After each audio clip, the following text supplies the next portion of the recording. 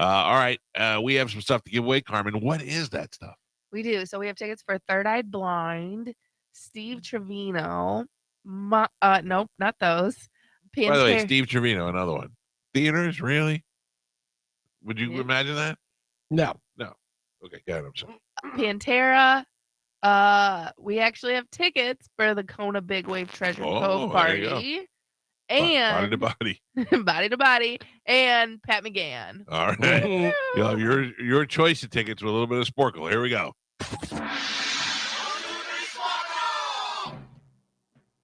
Carmen is the keeper of Sporkle. Pap is your judge and scorekeeper. Spanish is not here today. Carmen, what are we playing today? All right, today we're going to play 3 movies, 1 missing word. So I'm going to give you 3 movie titles that's all missing the same word. Okay? All right. Galvin won yesterday. Mm-hmm. No streaks going right now. Here we go. All right, your first one. Jack City, You. The Emperor's Galvin. The Girl Door. Next. Your Geo. Yeller. Old. Geo. Season. Range. Grave. Blank season. Blank range. Blank grave. Autumn. Deep. What is it? Season? Open. Oh. Open season. Open range. Open grave. Get Shorty. lights of the furnace. Get blank lights blank blank Out. Out is correct. Pap. Galvin. You scumbag. 100%. Oh, No. That was so close. 100%. All right, your next one. Dog, small, we were. Dog, blank, small, blank, House. we were, blank. We were- Dog, we were house? We Were House was a great movie. We were. Young. I know that one. We were something. Soldiers Oh. is what I was looking for.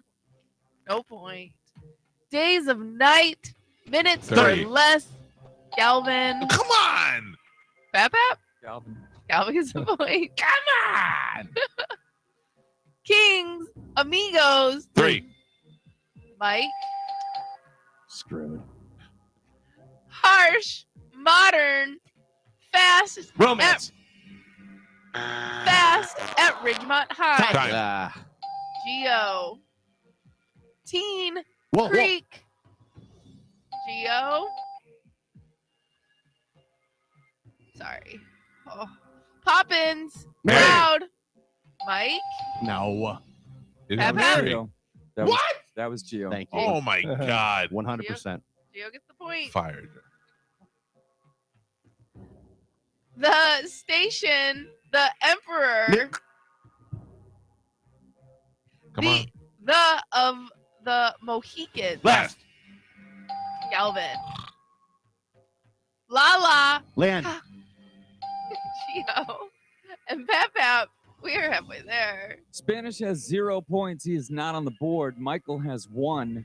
Galvin has 4. And Geo is your leader right now with 6 points. Should have Spanish is not here. Congratulations, Gio. He almost tied me. really have 8, but All right. 3 movies, 1 missing word. Your next one. Osmosis. Jones. Mike. G.I. Joe. Whatever happened to baby? Eerie. Jane. Mike. Made of. Men of. Steel. Manhattan. Made of Manhattan. What was the last one? Preezies. Pritzies. Pritzies. Honor. Honor. I have integrity, Galvin. I have integrity. Mike. Silent. Night. No. House Unhaunted. Hill. Mike. And Dolls. The Nice. Galvin. You gotta enunciate. All I heard was "Dolls, I'm trying. dolls, My nose, bro. dolls." You know what? You lose all your points. I love Tiger's heart works better than your mouth. That's not true. It's Here we how go. come You're everyone good. else is You're getting good with it? your mouth. There we go. I hate it here. Pride and Prejudice. Path of Mad Dog and Glory. You already Well, gave you already- Oh, I thought it was a new one. Geo. Glory. Sorry. Geo gets the point. I thought it was a new one. He got Game. Geo. Swiss man in Army. the Geo shop. Black the Great. Barber. Blank shop. Black blank the Great blank. Escape. Beauty. Beauty. Mike. Human perks of a wallflower. Mike. Arrow City Green. flowers. Blank arrow. Blank city. Broken. Mike. Jeopardy. Body. Double. Galvin and Pap Pap. We're on the last three. Spanish has 0 points. Galvin and Michael are both tied Wow. with 7. Geo has 9 points. Oh, we could do He this. is your We could do this. surprising leader. Well, only one of us can. All right. Last three movies, one missing word. Of the Sun, Empire. Mike.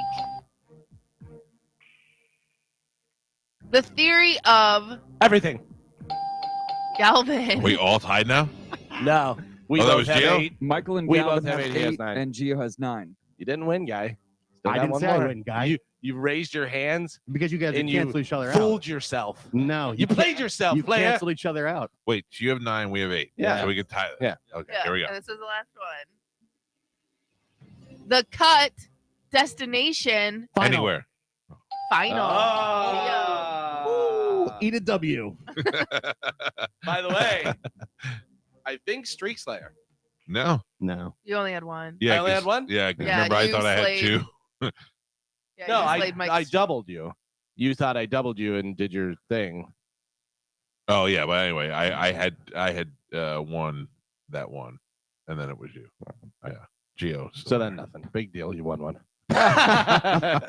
Your final score, Spanish with 0, Galvin and Michael tied with 8, and Geo is your champion today. He won with 10. Thank you, Joe. what are the year total of Spanish? Oh my bad. You and I are tied. I have 3. Oh, I don't know. So early. We're not even out of the first month, and we're already bragging. Galvin, what do we have coming up in news? Coming up in news today, Born on a Hill, Party Pirate, and canceled. Oh no, all together. Okay. Also on the show, Galvin's got a brand new open letter. Former Tampa Bay radio morning man and comedian Cletus T. Judd will be stopping by. He's going to be at Side Splitters. We got plenty of other things to give away today. If you're hot after those Pat McGann tickets, we'll try to blow them out before the show is over. You see my whole fence is knocked down already? My little picket fence? Yeah. That was not me. No, I know it's not you. Wasn't me. I have an idiot son. Oh, yeah. You forget that. You want to hear what an idiot my son is? Sure. I had to take him to the doctor yesterday. What do you think his problem was? He had a pain in his toe and his foot that was so bad that he couldn't walk. And I believe he was trying to get out of school or anything. He had excruciating pain in his toe. What caused that pain? Ingrown nail. Ingrown toenail. He took his shoe off and I said, "Look at you dirtbag. Cut your toenails." Which really, they weren't that bad. They weren't Love Tiger style, but Did they have to pull it out? no, Yeah. but he did have a little bit of an infection, not just from the toenail, but yeah, he had some. He went to Universal on Monday with his not girlfriend, and they did so much walking, and I think whatever shoes he was wearing was really irritated, but he could barely walk yesterday. Yeah, and it's so funny that I have to still take him because he's 17 to the pediatrician, and and there were all these babies, and here I am with this 25-year-old Puerto Rican. There's like jungle animals on the painted on the Yeah, walls yeah. and stuff. You're sitting in a little red chair. Yeah. I was doing the same things to him in the doctor's room. We were waiting for the doctor. I used to do when you were a little kid. I'd show him the pictures on the wall. I go, "Now what country is that? Now what country is that?" My son's the same way because he's 17, but he's like 6'1", and he's Yeah. sitting there with like little baby chairs. And the best is that he still goes to he has to go to the pediatric dentist too. Yeah. And he doesn't even fit on the chair anymore. It's like Elf. The Like seeing him in the doctor we have, he always he's like, "You want a bouncy ball?" there. Oh, on the way out, I always go get a sticker. Yeah, get a the sticker. sticker. Yeah. Anyway, it is Wednesday. It means that coming up in the 8 o'clock hour, Galvin will have a brand new open letter. But right now, it is time to check in. He has today's news. Here we go. And now, news with Galvin on the Mike Calta Show. What do we have in news today, Galvin? Today's news is brought to you by Pelt Shoes. You know it can help with ingrown toenails? Yeah. Getting the A proper shower. fitting shoes. Yeah, because you don't want your tight shoes and then you're walking around, you're like, oh, it hurts my little tootsies. And you get an ingrown nail and all that kind of stuff. Well, Pelt Shoes has all the different styles and brands you're looking for. They have them there in stock, ready to go. And since it's January, they still have the New Year's resolutions. A lot of people sticking with them. They've got the New Goals, New Souls sweepstakes happening where they're giving away 10 pair of shoes every week, all month long. All the brands that you love, like New Balance, UFOs, On Running, Asics, all those different styles. So you can get in there, and it's no purchase necessary to get into the New Goals, New Souls sweepstakes. They have 6 locations throughout Pinellas, Sarasota, and Fort Myers. Pelt Shoes, get them at Pelt. I'm still sticking to my New Year's resolution. I have Good. not quit yet. Good. ABC News has canceled the next Republican presidential debate after Nikki Haley said she will not appear on stage unless Donald Trump takes part. So who would it be? Just DeSantis? Yeah. So right now, it's He just- should have taken advantage of it. Yeah. Trump has refused to participate in any of the Republican primary debates so far. The second greatest move of the debates, both of them by Trump. The second one of him not debating was genius. Boring for us, but genius. And then the first one was when he brought all the women that accused Bill Clinton of Yeah. rape. To Yeah. the The That crowd. was the greatest move in a political strategy I've ever seen in my life. But it stinks that we don't get any Trump debates. Who's gonna debate him? Biden? Yeah. Well, Yeah. right now, Ron DeSantis is the only candidate committed to Thursday's event in New Hampshire. So smart move on her part, because all he is doing now is talking about her and Boeing and all that. So that's all he has to keep saying is you and Boeing, you and Boeing, you and Boeing, and that's going to drive it into everybody's head. Is that a smart move, though? Because I think her dropping out is Trump saying, look, they can't even debate without me. They Yeah. need me. They want me. They No need one- me so bad. but they no can't one even do a is- thing, and they have to cancel it because I'm not there. No one is doubting though that Trump is the star of those things, even with him not being there. Right. Because So they have to talk about right. it. So, but the thing is that I think that in her case, she needs to have a little bit. It's not going to help her to go do it. So she's taking a page out of Trump's book. It's not going to help me. What was New Jersey Fatso? What was Christie. his line? Yeah, what was Oh. his line that he tried to get on Trump? Oh. You better be here. If not, you're not here. And it was Yeah. like, what? What are you talking about? Yeah, that was Terrible. really poorly planned because he knew he was going to be the main. I mean, even Ramaswamy said he's just doing it to go after Trump. Oh, by the way, the Trump Ramaswamy connection yesterday. Did you see that? Yeah. He brought him up on stage, and Ramaswamy went around to talk about him like he was the greatest thing in the world for the next 15 minutes. Ramaswamy, throughout the entire time, made reference to Trump, saying that he did a lot of good things. Yeah. Oh, You know? he was very consistent. He said that that he believed that there was a younger generation, and he wanted to be that guy, but he wanted to continue the job that Trump did. And there it is on TV right now on Fox. He went out there and spoke as if he just became the vice presidential nominee. If Trump gets reelected, I'm sure he'll end up on his staff. Yeah, He'll oh, get a yeah. cabinet position or something like that, which I had no idea who the guy was a year ago, and now he's just continually raised his profile. I which- wonder and if he's young too. if he even wants a job on the. Who staff. knows? I Yeah. mean, like I said, he's a household name at this point. This is and- how it works when you have a huge pool of people and they're all like neck and neck with one just a little bit out.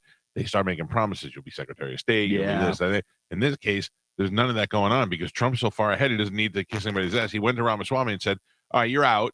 You're out. Go ahead and tell everybody that you endorse me because you know you've been endorsing me the whole time anyway, and we'll do something cool." for Yeah. you." But also, Trump is only going to be a one-term president. So whoever his vice president has a very good chance of being the next This is president. very true. And so Carmen. there was a lot of talk about Nikki Haley being Yeah. the P, but now Trump's crapping all over her. But Yeah. that means nothing. Yeah. Yeah. But I would our feel- current vice president Yes. called our president a racist In front and of then everybody. became vice president. Yeah. I'd have a hard time if he picked Nikki Haley now after all, of crapping on her. I'd have a hard time with that. Here you are talking about how she took money from big corporations and did this wrong and that wrong, and Yeah, now all of but- a sudden she's good enough to be the second most powerful person in the world. People have very, very short memories. Well, Yeah. And then yeah. all her people that are on her side just jump right on Trump's train. If you're waking up and you're going, it's cold out there right now. It's 40 degrees right now outside right here. The National Weather Service issued a wind chill advisory for multiple counties in Tampa, including Citrus, Hernando, Hillsborough, Pasco, Pinellas, and Polk. The advisory went into effect last night at 3 a.m. and goes until 9 a.m. this morning. The NWS says there will be very cold wind chills that will be as low as 20 degrees. Yeah. This is due to cold air and wind combining to create low wind chills. The officials are urging people to cover up efficiently because the wind chill could pose the threat of hypothermia. So people who are unhoused, we say it that way. Unhoused? Yeah, that's what we're supposed to say. So unhoused and people who die by their own hand is they unalive themselves. Yeah. Oh, Well, Did you know the thing because algorithm and Instagram, if you put dead, death, or anything like that, it will block you or literally take your post off completely. I had done some stories about people, and I said, in the story it said they committed suicide, and somebody reached out to me who dealt with suicide, like worked for a suicide prevention thing. And he said, that's not the term we use anymore. It wasn't committed suicide. It's died by suicide. Yeah. And now they're saying that it's unalive themselves. Unalive themselves is the dumbest thing I've ever heard. If you're Dumber than unhoused? Unhoused is pretty dumb too. Unhoused is pretty dumb. Stranded, alone, outside in the cold is not unhoused. There is a band that I love that I actually saw over the break. Oh, unhoused? They're no, awesome. Suicidal Tendencies. Yeah. Who have been around forever. And when I was at the show, I had some video and some pictures and stuff. So I was going to post it on Instagram. And you put at SUI, it usually pops up. And it didn't pop up. And I'm like, I know that I follow them. I see their videos all the time and all this stuff, whatever. So I was like, that's weird. Maybe I'm thinking of Twitter. Maybe they're not on Instagram. So I just hashtagged it. It turns out they are on Instagram, and we're having a battle with Instagram because their name is Suicidal Tendencies. Unbelievable. And they were freaking out. And it's like, these guys have been around since the 80s. Like, what are you talking about? The algorithm does not care. Yeah. Instagram will literally take your post down. That's why, like, all of these people because I know you like the murder podcast. Yeah. People that do like clips and stuff, and they have to specifically say unalive themselves, otherwise their post will be taken down. That is so dumb. Like how could you? This is the problem we're gonna have with AI. They can't get sarcasm. They can't get the difference between the meanings of words. Like I always say to people, I said one time my son something, and if he does it again, I'm gonna punch him in the eye. And they took it down and threatened to ban me. I'm not gonna punch my son. It was a joke. I almost got suspension on Instagram because you were doing a live thing, and I said Spanish is garbage. Oh, and it accused, Spanish because bullying? Spanish it said hate speech because it was they thought I was saying something about Spanish people. Yeah. I was like, Spanish is garbage, and I got a warning. Little by little, they're taking our rights Yeah. away. Well, yeah. I mean, Free like Gio speech. point out, it's not really your free speech because you're choosing to be on their That's the platform. problem. But it is infringing on the way we are speaking now. Yeah. Because I mean, on a live, It's as long as you need somebody else's platform to put your stuff out there, Yeah. you're at their disposal. Mercy. Yeah. A 60-year-old man was arrested in St. Petersburg after hitting a police car on Monday night. That's the last car you want to hit. According to St. Petersburg police, James Anderson hit a cruiser parked for traffic control at 18th Avenue South and Dr. Martin Luther King Jr. Street South around 7:15 p.m. You're thinking, all right, big deal. Guy hit a car. What's the big deal about this? Well, he was charged with DUI involving property damage, possession of controlled substance, was fentanyl, driving with a suspended license. But the most important thing is his mugshot. Take a look at James Anderson. Oh, were you born on a hill? Did that happen in the accident? I don't think so.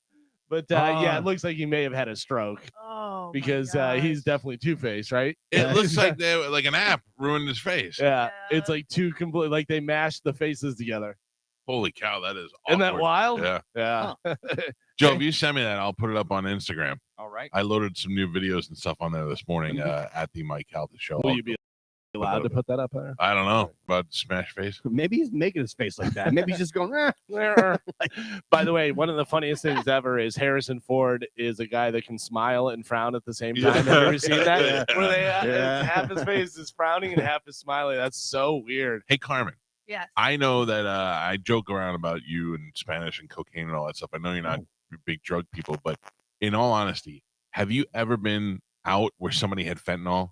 No. I had never heard of personally, no. fentanyl before like 2 years ago. Correct. Yeah, and then all of a sudden everybody's like, "Oh, I'm just out doing fentanyl." Isn't it being mixed in with other things? Yeah, Like yeah, but this that's guy the had big it on him. Oh, That's- just fentanyl. Yeah. Well, Now it's just a singular drug on its own. Oh wow. But like before, they were mixing it in, and you know what I mean, and trying to get like a different kind of high to get That's people addicted to it. Scary stuff. yeah, because fentanyl is like a little bit can take out like a whole city Yeah. block of people. You know what I mean? Like it's crazy how potent that stuff is. But they do use it in the hospital. Yes. Have you seen the Yeah. guy? Like, there's a kid and he like broke his arm or his leg or something. And they're like, "All right, we're gonna give you a shot of fentanyl." And he sits up and he's like, I mean, he's already on drugs. You Right. know, they're already trying to put him down. And he sits up, he's like, "No, get me out of here!" he thinks they're gonna kill him. Yeah, he's like, doesn't want that. So which you would hope. I mean, I assume that they, that's good fentanyl and they know what they're doing Right. and they know the amount and all that type of stuff, as opposed to just street stuff. That's why you see, in San Francisco and you see all these different places, Philly, where they're just all zombies and Yeah. they're just all Well, like that. That's fentanyl. They say it's all coming over the borders. Yeah. yeah, I mean, yeah, because China. if That's they're how- leaking it in and getting people addicted and killing them, I mean, it's awful. It's the same thing the government did to us with crack. in That's the how 80s. it's getting on the streets is through the border. Crazy. Baker Mayfield has earned $2.85 million in incentives so far to go along with his $4 million base package. He can make another $750,000 with $250,000 coming from each playoff win in which he takes at least 75% of the snaps. To date, he has made $2 million by taking at least 85% of the regular season snaps on offense, along with the Bucs making the playoffs. He also earned $300,000 by finishing in the top 10 in the NFL passing yards. With his, he was ninth with 4,044 yards, and in the top 10 passing touchdowns, seventh with 28. On Monday night, he made another $250,000 with the wild card playoff win. Good for him, man. Every win is a victory for him and financially a victory. I think that's great. He seems like a guy who really, fought hard and earned the season. So I'm glad that he's getting paid financially on top of all the victory, the accolades that he's getting. We're lucky because the Bucks had like $80 million in dead cap. They had to pay Brady and all these other players and stuff. Jensen not even playing, and they were able to get Baker Mayfield for like $4 million. Yeah, they lucked out. Yeah, and then now we got people like Derek Carr. All these guys are making $30-40 million a season. When Brady was here, he was making like $40 million a season. But they're gonna have to pay him. Dude, didn't Derek Carr get like one of the biggest contracts? Oh, It was like crazy And amount for his yeah, ability and for he's- what he's done in the NFL. Yeah. Garbage, hot garbage. My gosh. My son said the other day, speaking of bonuses, he goes, I may get a bonus. And I go, oh, really? Oh. For what? And he goes, oh, I've been at my job for a year. And I go, yeah, that's not how bonuses work. I go, I have like performance bonuses and stuff. I go, they don't just give you a bonus because you Yeah. shut up for a year. I go, I mean, I doubt it. So I would. But I mean, listen, that's the thing with kids. I mean, if I was his age, like when you're first starting, like that's a natural progression. You just think like, Yeah. I get a bonus. I've been here for an amount of time. And they even say that if you're at a job that you don't get a increase in pay every 2 years, leave. yeah. That's- He's been crushing with the increase in pay. He's actually been doing really well with that. But it was just funny that he would just assume that he was going to get a bonus. And I go, Yeah. I don't know. I don't know." remember in high school, I worked in a movie theater, and the manager of the movie theater was a stockbroker who had this as like a part-time job. He would come home from the city, come straight to the movie theater, open it up, get things going. He would basically just sit in the office while the kids ran the theater, And I remember he was telling me that as a stockbroker in his probably late 30s, early 40s, at Christmas time, he got a $10,000 bonus. You told young chubby Mike Calta and when he was 15 years old that somebody was getting $10,000 just for a Christmas bonus. Like to me, I thought, how am I not a stockbroker? This is the greatest thing in the world. Now I laugh at it because I realize he got $10,000. He paid New York tax. Yeah, by the time he got it, he probably cleared maybe 6.3, or $6,300, and it's probably part of his negotiated salary that he got in the beginning of his sign on anyway. So Taxes are a joke. Man. oh, dude, I mean, look, whenever I get a big check, like we have a bonus check tied in with our paycheck, I'm like, well, I'm rich. Then I get it, I go, I owe everything. It's crazy. And we have some of the best taxes in here in Florida. Like In other Florida. states, it's even worse. Yeah. So we were talking about it, Gatsby coming up, the Gasparilla Parade, and you got the kegs and eggs and all the different stuff. Well, they have announced the Grand Marshal Who? for the 2024 No one's told me Who yet. could it Seminole be? Hard Rock Gasparilla Pirate Fest on January 27th. Should we guess? You guys are. Is a Tampa native, Oh, Hulk Hogan. guest of the show, friend of the show. Oh my god, Known him for quite some time. how long? Like 21 years? Warren Sapp. Bert Kreischer. Oh! I know that you're just finding out now that I am the first one to tell you. It was unbelievable. If you think that I haven't known for 3 months that Bert was going to be the Grand Marshal of the parade, how I have been able to keep it in, I don't know. But I don't even think that you would stop and go, oh, Mike's friends with Bert. He probably knows this already. But just the fact that it's on the news, we get the news too. You telling me, look, if something happens at 10 a.m. and you're like, oh my God, this just broke. Let me send it to these guys in case they didn't see it. I kind of get it. But if it broke at 10 a.m. and you're sending it to me at 8 o'clock at night, do you realize we are 24 hours a day constantly monitoring the news? And I'm not mad at people. I know that their intention is good, but it just blows my mind to think that if you're seeing something that is so close to the show that we wouldn't know that. A lot of times I'll just delete something somebody sends to me and I already know. And I'm like, all right, delete. I'm not even going to say, yeah, I already know. But a guy sent me a thing that was from a news story from like 2 weeks ago. And I had to write him back. And I go, yes, I posted this and did it on the show 2 weeks ago when it happened. Right. Yeah. It's just weird. And we're not getting mad at it. I mean, we it's good to- appreciate people. It's good that people think of you when Yes. they see something. But But I wish they would just stop and go, hey, before I hit send, these guys probably know this, right? The fact that we get to have an association with the most famous person in Tampa is good for us, I think. I mean, I wouldn't send the most famous person. I'm talking about Bert. Yeah. He's the king of Tampa Bay. Listen, this is so made for him because Bert loves Tampa. He loves Gasparilla. He loves Tampa. He loves to party. He's arguably the biggest comedian in the world right now. And he was ranked. Do you see that in the payout? He was ranked third behind Dave Chappelle and Kevin Hart. I mean, that's amazing. What? Yeah. That's crazy. Yeah. Bert had to make $50 million last year. And yeah, it is crazy because I remember when he came here and he was like, you think we could do the Call in Sick to Work show? You think people will go to it? And now he's selling out Amalie Arena. So amazing and happy. And I don't think there's ever been a better connection between two entities, the Gasparilla Parade and Bert Kreischer. Yeah. So now are you going to be going? No, listen. What? Bert and I are Hollywood friends now. I see Bert every once in a while. I don't get invited to the 5K in May. I don't get invited to the Gasparilla Well, Parade. I mean, But the whole idea is fat guys running a marathon. Who's better than your fat friend? You know what I'm saying? Yeah. Yeah. Yeah, but they want famous people now. It's the problem. That's the thing. I understand Yeah. it. I get it. But I mean, Gasparilla is here in my town. Yeah, it's like Jelly Roll or Mike Calta. Jelly Roll. Listen, I'm not getting face tattoos. So Do we even know where they're doing the 5K?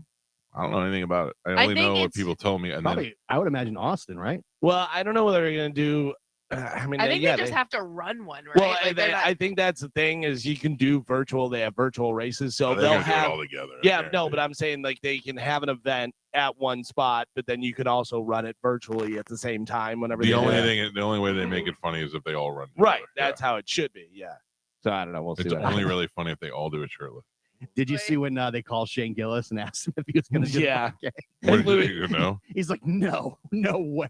Louis C.K. said, "Oh yeah, I'll totally say that I'm going to do it, but there's no way Yeah. I'm showing up." That was funny. We got some controversy, guys. I don't know if you've heard about The this. show thrives on controversy. The world record for the oldest dog to ever live might be bogus. I did see it. So the dog in Portugal named Bobby died in October, supposedly at 31 years old. That is old for a dog. But it looks like the owner might have swapped it out for a different dog years ago. Guinness says a formal review is underway. What a scumbag. Yeah. Like, is it really that big, like, of a deal to get in? All they have to do is carbon date it, right? Just take a little sample, I'm sure they Test can it. tell. Yeah. Yeah. They would be cut able it in to tell half, count the ring. how old the dog is. I wish my dog would live for 30 years. Oh, That'd be listen so to me. great. I'm gonna say this. I know you're gonna be like, no, but I'm a little bit obsessed with getting a monkey. Not a chimp. That they have this little monkey. It just looks like it looks like a little baby. The one that would open Amazon packages was the best. I know. And he died. I know. John Senning killed it. Yeah, but that's what No. that's what you need. Anytime John Senning talks about an animal on the air, it dies 3 weeks later. If you had a little monkey that could open Amazon packages, you wouldn't need Joe anymore. You're talking about the little monkey that almost looks human. Like it's a little baby, Yes, looks like a little baby, yes. and they'll like wash it and stuff. And just sits there and looks at the big camera. eyes. Or like give it little pieces of fruit, and it's just like Yeah. That's yeah. the monkey I want. It can sit right here on the desk during the show. Yeah. Remember when they brought the one in here, the one dude from the fair, that little tiny thing. I know, but I don't want one that runs all over the place. This is Yeah. just a little baby monkey. Seems And- very chill. Yeah, it's very chill, and it needs you. It curls up to you. I'm definitely getting a monkey. I'm telling you right now. I'm getting a man. monkey, That monkey's gonna turn on you. but I don't care. They all I can do. eat it. It's this big. No, Yeah, I'm not worried about it. I'll smack that monkey. it'll rip your face off. I'm not that monkey ain't ripping anything off. I'm gonna show you a picture of it. Yeah, you can I know carry you- on the news. I know what you're talking about. What's though. the I've going seen rate those. for a monkey these I don't days? really know. Taco Bell just released its first cereal. It's based on their cinnamon twist desserts, but you can't buy it. They're giving away boxes of it this week to people who use Uber Eats to order Taco Bell breakfast in 6 cities, not Tampa, New York, LA, Chicago, Miami, Dallas, and Atlanta. Yeah, I have to tell you, one of the highlights of me going to Taco Bell is getting those cinnamon twist things, Yeah. and that seems perfect for a cereal. Yeah. Yeah, they're crunchy, they're sweet. It seems perfect for it. Well, they have the what is it? The churro cereal. The little Yeah. churros. Oh, I would eat that too.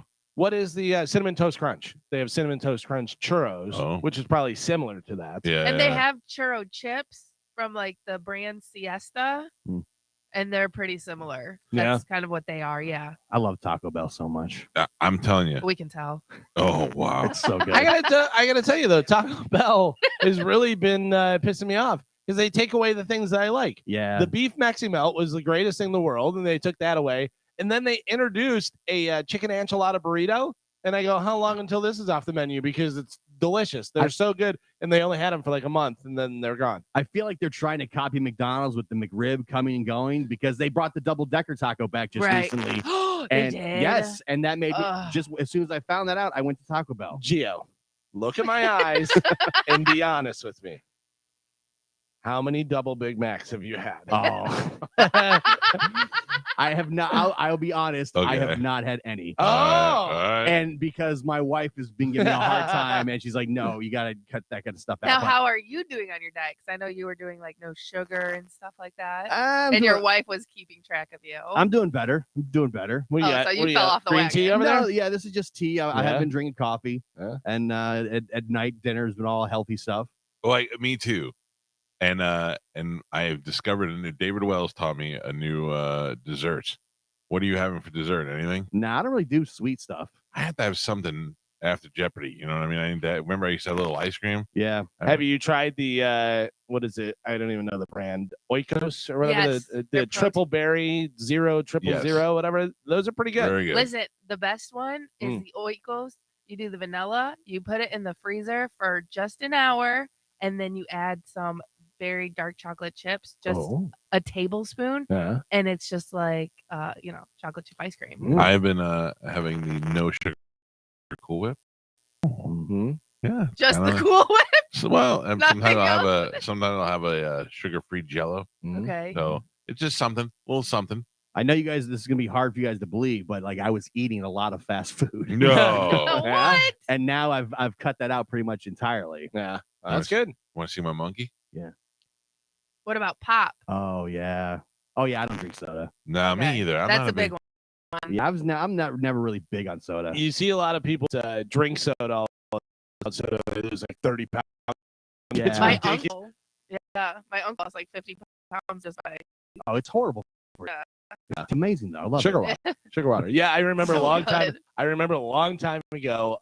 With Mike, we were playing somewhere with the band, and afterwards they had a bunch of like Coca-Cola on ice, and I drank an ice cold Coca-Cola afterwards. Oh. And my brother Tim goes, he goes, you might as well go to McDonald's and eat 8 Big Macs. Yeah. He goes, Yeah. it's better for you. The fountain Coke at McDonald's is the Oh, best. Like yeah. I They would have their own recipe. drink those all the time. They have their own recipe, and they have the special metal tubes that are Yeah. like stainless steel, whatever. So you get all the best, like Carbonation. Yeah, and- yeah. Let's go. The right other, now. Let's go right now. the other one though that's really good is the Mexican Coke in the glass Oh bottle. yeah, Yeah. because they use real sugar. Oh yeah. Yeah. Oh. I just thought of something. Joe has been gone for like 5 minutes. No, well, here it's not his fault. We got the gate called and said somebody was here, which I just assumed was an early Cletus. And then I said, well, go make sure he knows where he's going. But then I realized the brisket shop is. Remember they gave me that Primo grill. They took my big egg and they donated it to the fire department, and they brought me the Primo grill, and they brought me one that it was the wrong size, so they were swapping it out this morning. So I'm wondering if that's what Joe's. He doesn't update us on anything. No. I have no idea. He's such a Useless. weird. No, I wouldn't say useless. He's Well, the just good news is the phone that you bought him is sitting there. So. the phone I bought him that still has produced no. No, Is Bone TV up? Can you see us? Yeah, it's on Geo. Hey everybody. I can see your dumb face. it's just on Geo, no switching at all. no, yeah, Yeah. no switching. All right. Hello. Well, there you Hilarious. go. Everybody's still crazy about the Stanley tumblers, the Stanley cups. No. Yeah, it seemed like it died down. it Well, is. they have a new line of pastel colors for the spring, and you can get them at Dick's Sporting Goods while supplies last. So I don't know. I haven't seen any video. I saw the Target video of everybody losing their mind for the red ones. My Well, daughter has one. I tried to sell it. I was gonna give it to her. Let's just sell it. Yeah. Did you see that people were trying to sell the Starbucks version for like $3,000? And then another woman had it up for $10 where you could go to her house and take a picture with her Stanley for $10. And people were paying it. Because then you Yeah. can put it on your social media that you Yeah. have it. Yeah. People are nuts, man. Ev- Wild. And I saw another thing though that said the Stanleys are about to die down, and there's a new one that's coming, and it's a bunch of it's like multi-color. It has like 4 or 5 different colors. It's blocked colored and stuff, and it actually fits in your cup holder still. But she said, if you want to know what the next trends are, follow the nurses. Nurses Oh. are always one step ahead of the game Really? on like water bottles and lunch packs and stuff like that as far as women go, you know what I Ooh. mean? So if you want to like get in and cash in and try and like sell them for yourself, talk to a nurse. Interesting. I don't. I find the best way to get these sort of things for my daughter is to just buy them from China. She doesn't know the difference if it's Stanley or Stanley's. She doesn't care as long as she has a pink cup. That's what she cares about. I bought her the Taylor Swift Starbucks Stanley-esque cup that she wanted, and she has no idea it came from China. Did she love the lead paint on it? Oh, probably. Yeah, she Right. licks it. Yeah. She's been licking it. I assumed the Stanley thing was like an influencer that started that, or some rapper or star. So I know that my wife works out and she goes to the gym. My wife likes her water to be cold. So she'll make it in the morning and carry it around with her and do it. So I said to her, I go, what is with this giant cup? And she's like, you can make this cold and this and the other thing. So she found one and she bought me one that wasn't pink or whatever color it was, blue, gray. And then a little bit later on, my daughter wanted one. Then they started becoming in Right. fashion. So like we I had wonder them. what what started the craze where people went nuts over them. I assumed Somebody it had was- it. yeah. Yeah. Like, Because they've been Marketing. around forever. Yeah. Marketing, Yeah, it's marketing. Just And- people, they pay people to post pictures with it, and then it Yeah. becomes so popular that they make all their money. Yeah. And that I- was the big thing. It fit in your cup holder because most 40 Right. ounce water bottles don't fit in cup There were holders. videos from like Christmas where people, like kids, were crying when They were opening Yeah. their cup and they saw it and they were like bursting into tears. They were so happy. I think I would kill my kid. I think I would have to kill There my were kid. so many videos It's like crazy. that. That's- There was I saw a video of a girl's birthday party. Yeah. And she got one, and all the girls Like, stand up and start cheering like Yeah. Justin Bieber just walked into That's the so room. crazy. Yeah. We really got to get our death poll picks in because people are dying. I know. In fact, we've already had 2 die from the list. Yep. Gio had one and Spanish had one. This person died a couple days ago, and I didn't even realize it until the other night. Peter Crombie. Not Peter Crombie. Does anybody know who Peter Crombie is? Yeah, Aber's brother. No? I don't know. Anyone? No. Mm-mm. No. He was on probably the most famous sitcom of all time. Seinfeld. Honeymooners? Seinfeld is right. Peter Crombie played Soup Nazi? Crazy Joe Davola. Oh, I did see this. I like to leave my door open. I like to invite strangers in. Yeah. Crazy Joe Davola died. He was 71 years old. I guess he had a brief illness and died after that. Yeah. So Peter Crombie, dead, age of 71. No points. Hey, did you ever see the real Kramer? Yes. The real Yeah, I Kenny really, Kramer or I whatever. really don't like him. Yeah, but I see him and now I kind of like when did you ever see him? Yeah, like interviews and stuff. Right. I kind of see where they get the Kramer from, like when you understand Larry David, now you get George. Yeah. So when you see that guy, I don't know why I had this whole new renaissance with Seinfeld. I'm like totally into it again. I saw Curb Your Enthusiasm going in its final Last season. season. Yeah. Yeah. How many seasons has it been? I think 12, I think. 12 this or is the 13. 12th. Stopped maybe, for a yeah. while and then came back, right? it did. Yeah, Yeah, it it had a stopped for like break. 2 years. Yeah. Yeah. I'll never forget back in the day when I had my first Hummer, so 2004-ish, 2005, I had Bob Murray put in like an external, you know how everything's built in the dash? This thing was like on an arm, and it came out this way on the driver's side. It was an external monitor, and it was touchscreen. It had all my satellite radio and everything all in there. And I used to be able to put DVDs in the radio and watch them on that thing. And I got the Curb Your Enthusiasm seasons, and my wife and I would drive us before we had kids. We'd go to dinner, and then on the way home from dinner, we'd be watching Curb Your Enthusiasm. When we got home, we would just sit in the driveway right in the middle of an episode. Dude. We got to watch the rest of it. Those first couple seasons were so Unbelievable. so funny. Yeah. I saw in the new season coming up, he's wearing like old lady glasses. He's got like the cat glasses Yeah. on. Yeah. It's a very funny show for sure. Speaking of deaths, another death, we talked about it earlier this week. It's Alec Musser, the one from All My Children that was in the Adam Sandler movie, Grown Beautiful Ups and abs. stuff. Like that. Yeah, very handsome guy, very young too. Yeah. He died. They found out the cause of death. He unalived himself. Oh, No really? way. I Yeah. saw this. Yeah. Oh, You know that's sad. what he did? Mm. Shotgun Mm. to the chest. Yeah, you don't want to ruin that face. Yeah. I don't, you know what though? Why? Shotgun, it seems to be the worst way to go. Well, I guess if you get a really powerful one. Maybe that's all he had. Shotgun to the chest. And you're to blame. Oh. Let me grab some of these phone calls because we probably did something wrong. Mike Calta Show, good morning. I either put it on now or next time it's scheduled. No, I did it last night. I'm doing better when I leave. Is it love? Hi. Hello? Hey, hey there, big boys. Happy Valentine's Oh, Magnifico? Oh. Day. Yeah, Magnifico. Where have you been, you loon? Yeah, I'm in Spring Hill now. Yes. Well, yeah, we haven't heard from you. I thought maybe you died. I know. I did almost die. What? All the weirdos go to Spring Hill, huh?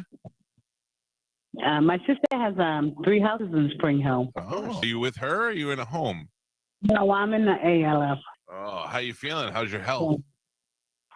It's been pretty good. I had 2 colds this year. I'm still taking cough syrup. That's pretty good. 2 Yeah, goals. still taking cough syrup. I had 2 colds, and I've been doing pretty good. I mean, health-wise. Magnifico, with the Medicine Man being 71 and Love Tiger having heart problems, it's good to see that you're still around. Yeah, I'm not 70 yet. My sister is. Yeah, My yeah. sister's 70. Who's in sexier? Massachusetts. Who's sexier, you or your Yeah. sister?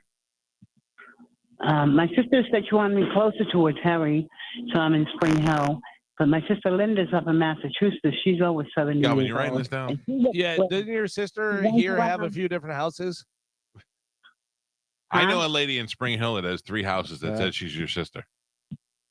I bet she's my sister. Yeah, she has 3 houses. Oh. And she just sold one. Oh. Her All right. daughter. Well, it's good to see She's that buying you're. them All anyway. right. It's good to see you're But still she alive. said she What? had second thoughts. She said she had second thoughts of me moving with her. Yeah, I don't blame her. Which I wish she did, which I wish I did live with her, but it'd be better that way. But Yeah. she wants time to herself.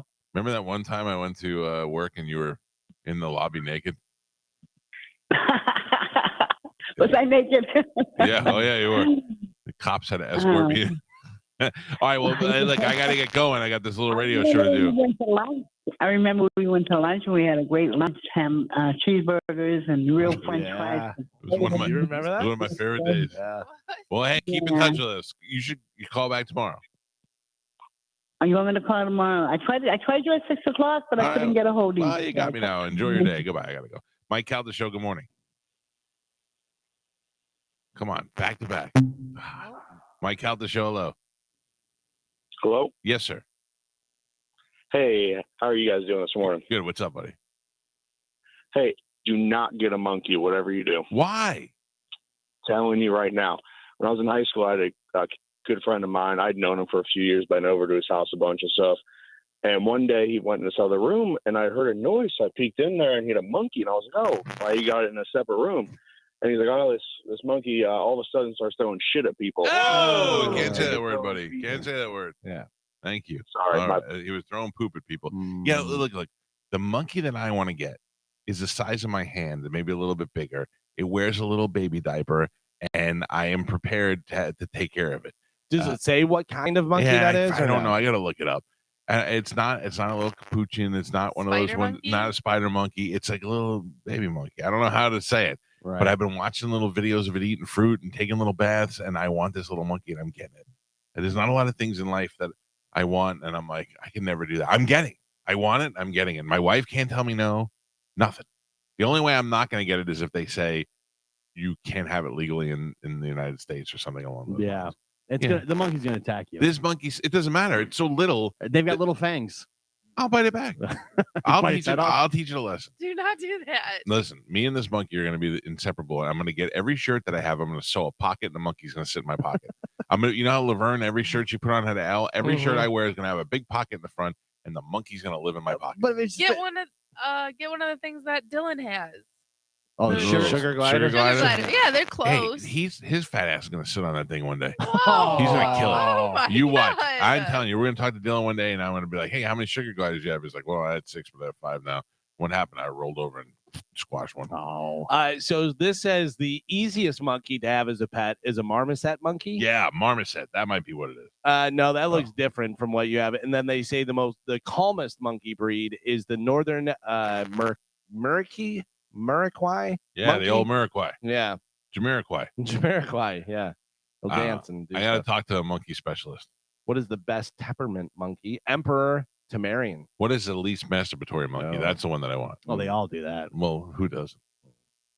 I don't know. Monkey seems like a bad idea. What if me and the monkey do it at the same time? I'm not in the same side of the room. But Yeah, everything is saying monkeys are a bad idea for Wow, pets. this Is is Joe back yet? yeah. Yes. I was going to say the real question is, Joe, how do you feel about taking care of a monkey? Well, he's sick today, but usually it's all right. Pick on him while he's down. I love it. Motley Crue has lost their latest battle in their ongoing dispute with former guitarist Mick Mars. The two sides have been battling since April, when Mars claimed that the band is trying to rip him off financially following his retirement from the group. Now, a Los Angeles judge has ruled that the band refused to turn over documents to Mars in a timely manner, despite the guitarist and his representatives' continued request. So, Mick Mars win the battle. Listen, I know, but it's just if you've been on this show, Galvin, for how many years? 17 years. Yeah. If you said, "Look, I am not wanting to do what you're doing anymore, and I don't want to do what you're doing anymore," and I go, "Well, then finally, there should be a certain amount of respect there. If there's a certain amount of years, go ahead, look, Galvin. Thank you for all you did. You know, we're obviously breaking up. Let's just part ways like as normal people. Like why does that have to end in a lawsuit and a fight? Because he's saying that they financially he's not getting the money he's supposed to be getting. Right, but I'm saying Motley Crue should take care of him. They're not short of money. Yeah. You know what I'm saying? Like they have plenty of money. This is a guy who has been with them since the beginning. Give the guy what he's deserved. Does he have credit? Does he write the music, or is it Nikki? Like, does he have writing credits? I'm sure he does. Yeah. Yeah. Nicky's like the main songwriter, but yeah, I'm sure Mick comes in with riffs and different Right. stuff, whatever. Obviously, Because that's, to me, that's usually where all the money's at, is like publishing. Publishing is where all the money is. But yeah, whatever their contract said, they have to go with what the contract said. You know, and if they're keeping the money away from him when he's supposed to be getting however much money, yeah, and it only costs them money to fight in court. To right. fight. They just get the guy what and he's it worth. looks bad. It looks bad too. I am watching the fight between the fight that nobody cares about except me and Moose, between Matt Kramer and Jason Bieler of Saigon Kick. Oh yeah. I'm telling you right now, I want to sit them down. Not even for like on the radio. Just sit them out in a room together and let them hash it out. Matt is constantly crapping on Jason and saying Jason stole all the Saigon Kick money for them and all the royalties and kept them down and blah blah blah. And Jason's like, look at me. Do I look like a guy who's been funneling millions of dollars in it? He's like, I'm out there on the road trying to make a living like everybody else, and this, that, and the other thing. And I go, well, why don't you talk to each other? And Jason's like, I tried. No matter what I say to him, he blames me for everything. And and then Matt now accused him of stealing his singing style. It's great baby soap opera stuff, but I feel bad for them. I feel like it's two guys who are frustrated. Things didn't go the way that they wanted to go. And I feel like Matt is very mad and Jason's just defending himself. And I feel like there's nothing better than getting two guys in a room and letting them just hash it out. Yeah. I got to tell you, because they were on that trajectory to be one of the biggest bands. And we've said it a million times, I think before their time was the problem, was they were so good so early and stuff. And it wasn't at the right time, but they were still becoming They were still huge. in the hair band time and they were heavier. They had different kinds of genres of music they did. Well, that was the big thing, was they were known for that ballad. That ballad really, put them on the map and stuff. And then they're like, well, that's not really us. Yeah. But Same thing with Extreme. Weird. Extreme was like, we're a rock band. Then we had More Than Words. And now we're like, well, we're that band now. Mr. Big, their easiest, simplest song they've ever written in their lives, which became a huge hit. And they're like, we're actually really good now. Yeah, it's ridiculous. But I feel bad for them because I like both those guys. I'm in the middle of their, one's like, if you're friends with the other one, you can't be friends with me. And the other one's like, I don't care who you're friends with. I'm like, I'm friends with both of you. If you don't like me, I don't know what to do. You know who I saw a video of the other day who played New Year's Eve at the Whiskey or one of the places, whatever. And I was very surprised at how great they sounded. LA Guns. Oh, yeah. LA Guns sounded really good. I was like, wow, because they, broke up and had fights and all that stuff. And then got back together and they sounded really good. I was surprised. Look, we're about due for those bands to start making comebacks now. That's how everything is cyclical and we're ready. Band coming back that we haven't heard from for a while is reuniting for Coachella. No Doubt. I saw that. Gwen Stefani and the rest of the guys getting back together, which goes down in April in California. There's no word on any other shows or new music or anything, but No Doubt is going to be reuniting for Coachella. I'd go see that if they came through town. Yeah. Yeah. Listen, I would definitely go if it was here. Yeah. Because Tyler, the Creator's on it. No Doubt's on it. There was somebody else that was headline that was good. There was a bunch of really good bands that you're like, oh, wow, this is actually worth it. But there's no way I'm going, like Carmen says, body to body. My wife the other day was wearing these like baggy pants. They were all almost like newsboy pants. You know what I'm talking about? Like old school, like baggy pants that was cinched around the waist, and she was wearing heels, and she had like this top on with chains, and her hair was up and stuff. And I go, hey, Gwen Stefani, get over here. What is going on? What's happening Did she here? grant you 3 wishes? It was something else, man. That she's Sinbad? Look good. Hey, Tom just texted me and said, what country am I flying to get this monkey? We'll see. We'll see. By the way, not a pygmy marmoset. Maybe a regular marmoset, but I don't know. I'm going to look it up. I'm going to find out exactly what kind it is. I'm going to show it to you, and you're going to be like, you know what? Get that monkey. Because they have like almost like a pink face with white hair. And, I don't know what it is. Look like a baby. So No Doubt going to be out at Coachella. And then guess who's coming to town? Janet Jackson will perform in Tampa this summer. Nelly will join the singer on her Together Again 2024 tour. The tour celebrates major milestones for Jackson's album, including 25 years of the Velvet Rope, 30 years of Janet, and 35 years of Rhythm Nation. The tour stops at the amphitheater here in Tampa on July 16th. She'll also be down in West Palm Beach. She'll be in Orlando. Tickets for the Tampa show are available for pre-sale today at 10 a.m. Tickets go on sale to general public on the 19th, and then they have VIP packages and all that stuff. So if you're a big Janet fan, You know, Maybe on people sale forget today. because she's in the shadow of Michael, as everybody was in that time. She's I think the biggest, or was at that time, the biggest female selling artist of all time. Like she's had the most #1 hits until Taylor Swift came along. I got to tell you, the picture that went along with this, she looks fantastic, but it does not look like Janet. Really? Oh, really? Yeah, she Oh. looks very different. In my mind, she'll always be the hand bra thing, and Oh, yeah. that's all I want to know. Her Or as. Yeah. or the Super Bowl. And the way she Yeah. had her hair then, too, was really cool. I like Yeah. her hair. Yeah, she looked good. I'll tell you that she is really responsible for a lot of people losing their job in that Super Bowl. Oh, 100%. That was crazy. But I still would go see her if she was there. Wait. It's hard to be mad. Run DMC not doing any new music, but DMC is making cookies. Oh. Daryl DMC McDaniels is now selling chocolate chip cookies under the brand name Daryl Makes Cookies, DMC. Oh, I like that. Yeah. So if you want to get some cookies from Daryl. Side note, Yeah. do you know how Famous Amos became Famous Amos? How he became Famous Amos? Like how he started selling cookies? Yeah. Or what do you mean? Wasn't he a like a corporate guy or something? Or he was like a head of something and then He was a talent agent for like CAA, okay. and he had Marvin Gaye and some other famous people as clients. And when he had this old recipe for cookies that his grandmother made or his aunt made or somebody, and he would make them. And when he was wooing clients, he would feed them the cookies. And Marvin Gaye said to him, "These cookies are so goddamn good, you should sell them." And he got a loan from Marvin Gaye to start a cookie company to sell cookies. Left the agency because he became Famous Amos. You look at Famous Amos, you're like, this guy who just got a recipe for cookies and made them, became like the spokesman for Yeah. it. And you have no And- idea he had a real job. Well, and working with the talent agency knew that you had to have a proper pitch man to do Yeah, it. So yeah. yeah, so that works out. Famous Amos. Yeah. Well, if you've never seen the Famous Amos taxi Oh, so good. taxi with Famous Amos, where Laka is making cookies, and they find out that Laka's secret ingredient is cocaine or the coca leaf. And while he is tripping, he sees Famous Amos, and it's one of the funniest guys. And he's He like, comes "Come on." down from the rafters, Yeah, he doesn't he? comes Like, down, and, he's floating. and Laka goes, "Oh, Famous Amos." It's one of the funniest things you'll ever see. Taxi was such a good show. And Laka obviously was great. When he was Vic Ferrari, his alter Oh. ego was so good. I mean, one of the most brilliant things ever. He had this guy who had this little voice, and then every once in a while he'd slip into his alter ego. Hey, it's me, Vic Ferrari. Oh, Right. dude, it was so genius. And on top of that, you got Danny DeVito, and you have Tony Danza. I mean, it was what a Nardo. great show. Nardo. Great show. Saddest theme song Oh, ever created. Yeah. Sadder than MASH. Later, Matt. yeah, later.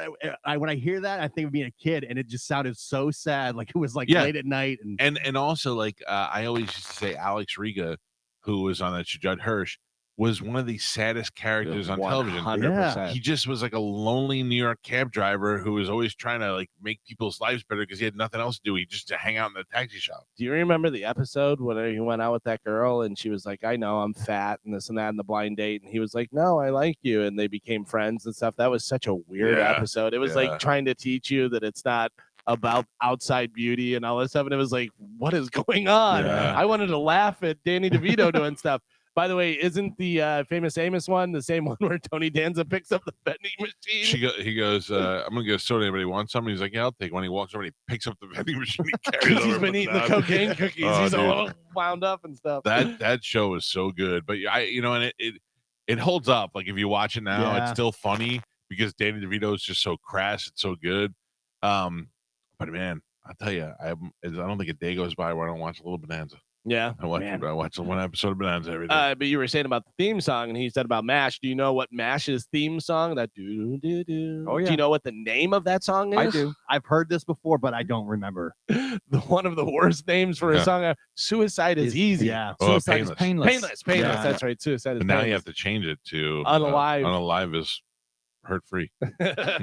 So weird. Our buddy Jamie Farr is going to be over at MegaCon. Oh, really? I think You I'm still gonna- talk to I think him? I'm going to go hang out with him. you still Yeah. you still talk to Uncle Jamie? He's the nicest guy ever. I'm having a real MegaCon dilemma with that whole entourage thing. part of me wants to go and take a picture with them, and then every fiber in my body is like, you're not gonna pay to take a picture with somebody. It's not that expensive. Like no, it's $265. Not that Yeah. it's, if it was $5, it's the point of having to go through all of that. Mike, listen, you can either take a picture with the Entourage guys or get a monkey. You can't do both. I'm gonna go with the monkey. But I mean, compared to the Back to the Future, which is like $1,200. Yeah, because That's those more guys are all iconic. dying. Yeah. You know, and you got Marty, Doc, Biff, and the broad Leah Thompson. Yeah. Thompson. What's her name in the movie? Lorraine. Yeah. Now the only thing that would be great is if they can get the weirdo father in there. Yeah. But that Crispin Glover. Mm. I'm telling you, I had a conversation with Crispin Glover off the air one time on the phone, and I felt weird just talking to him because he talks like Crispin Glover. You remember when when he tried to kick Dave? Yeah, Yeah. when he used to go out on Letterman, I can punch and I can kick. Yeah. And, well, you can do some of those things. Yeah, that was so weird. Don't forget, coming up in just a couple minutes, the first keyword of the day for the bone bonus. So be listening for that. But finally, in news, a bunch of career experts came up with a list of worst mistakes you can make at a new job. Joe, I would say Yes. number one, being late. All right. Mhm. Yeah. I agree with that. Number one, this is, I don't think it's like ranked in order or whatever, but they say worst thing you can do at a new job, pretending you know everything. You might worry you'll seem incompetent if you ask too many questions, but ignore that. They say ask away. You should ask so you find out how they do it there and all that type of stuff. Number two is being antisocial. Don't be shy and isolate yourself. Put yourself out there, talk to people. Yeah, but don't be annoying either. But you might miss the right opportunities to build connections and stuff. You don't want them saying stuff like, "Has anyone talked to the new guy yet?" Can I give you the best piece of advice my mother ever gave me? What's that? When I was 12 years old, my mom got me a job in a place called Andrew's Bakery in Staten Island. My mother grew up with Andrew, and my Uncle John were best friends. So she went to him and said, "Andrew, Michael wants to work. Do you have a job?" So he got me a job washing dishes. And my mother said to me, "Listen, Uncle John and Andrew and Alan and all the guys who work there, they're going to be talking and they're going to be doing their thing. And don't inject yourself into the conversation. These are men. You go wash your dishes and keep your mouth shut." And she was so right, because it became an environment where you wanted to be one of the guys, but you weren't one of the guys yet. Right. So don't start doing that stuff. So I look back at that now, and I think that's one of the best piece of advice. You don't be shy, but don't be throwing yourself in everybody's conversation either when you get there on the first day. Let them wait till you're invited in the conversation. We had a phenomenal weekend for comedy here in Tampa Bay as the debut of the Sunshine Comedy Festival happened, and it was awesome. Those guys put on a great job. There were shows all over Tampa Bay. Luckily for us, Tampa's become like a mecca for comedy, and tonight at Side Splitters is our old friend Cletus T. Judd, who is in the studio with us. It's great to see you, buddy. Buddy, it's good to be back. Thank you very much for having me. Dude, I was driving in this morning, coming from Orlando, and I've been to rock concerts, Kid Rock, Kiss, Def Leppard, you name it, and I've never heard an opener better than this opener. Oh, dude, I wanted to get out of the car and salute somebody. It's like, I'm on my way there right now. You know what's so funny is that Cletus, it's so funny you bring that up, is because I look at the people in my career who were negative about me, and they're all gone. You know what I mean? Right. Like they're I all get it. gone. Yeah. And I think it was this morning I was sitting here as the intro was playing. There was a guy named Rich Reese, not a bad guy. Mhm. He was like an area manager, but he was out of Orlando. And when we started with that intro, he called my general manager and he said, "It's too long. I don't like it." No. And he goes, "What do you mean?" He goes, "It doesn't. It's stopping." And my general manager thankfully had the common sense to say, "Listen, it's the way I see it. It's kind of like hey, the show's on. Everybody kind of wake up and get going." Yeah.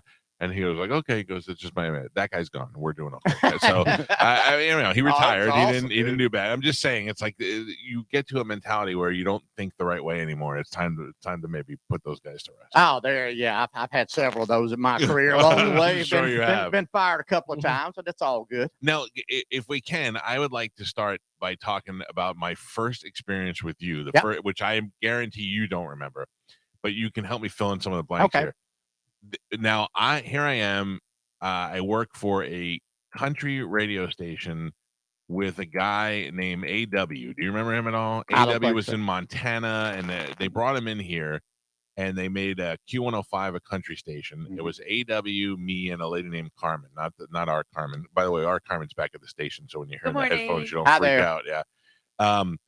and we were on this morning show together, and I just did not fit in. I'm still barely out of New York.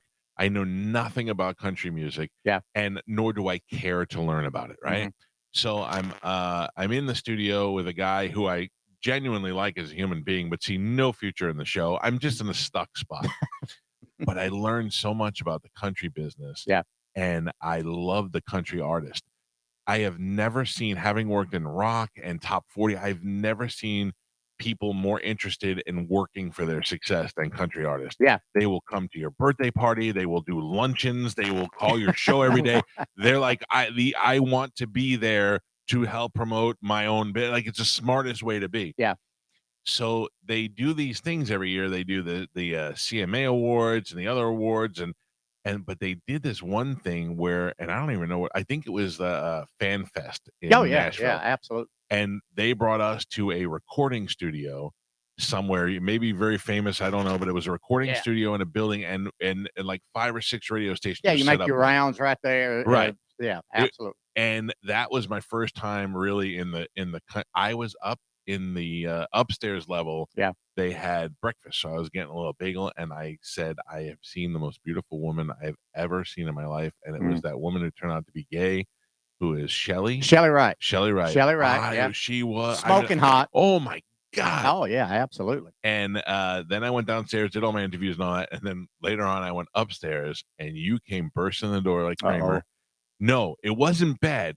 You were I didn't know who you were then. You and a lot of other people too. You weren't the only one. But you had the glasses, and the hair, and the whole thing, and you came busting through the door, and I'm like, who is this guy louder than me in this place? But I saw all the country artists flock to you, and one of them was Ronnie from Brooks and Dunn. Oh, Ronnie Dunn. Yeah, and he was all over you, and I was like, whoever this guy is, these guys love this guy. And then I asked, and they're like, oh, that's Cletus. He does songs, he does comedy, he does blah, blah, blah.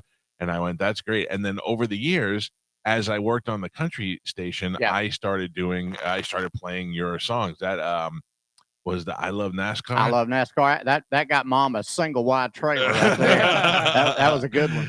I mean, I was I Love This Bar, a parody of I Love This Bar, and it was I Love NASCAR, and people loved it. They lost their minds over it, and I would play it. I'd be like, oh yeah, let's go. And the next day, everybody's like, play that song again, play that song again.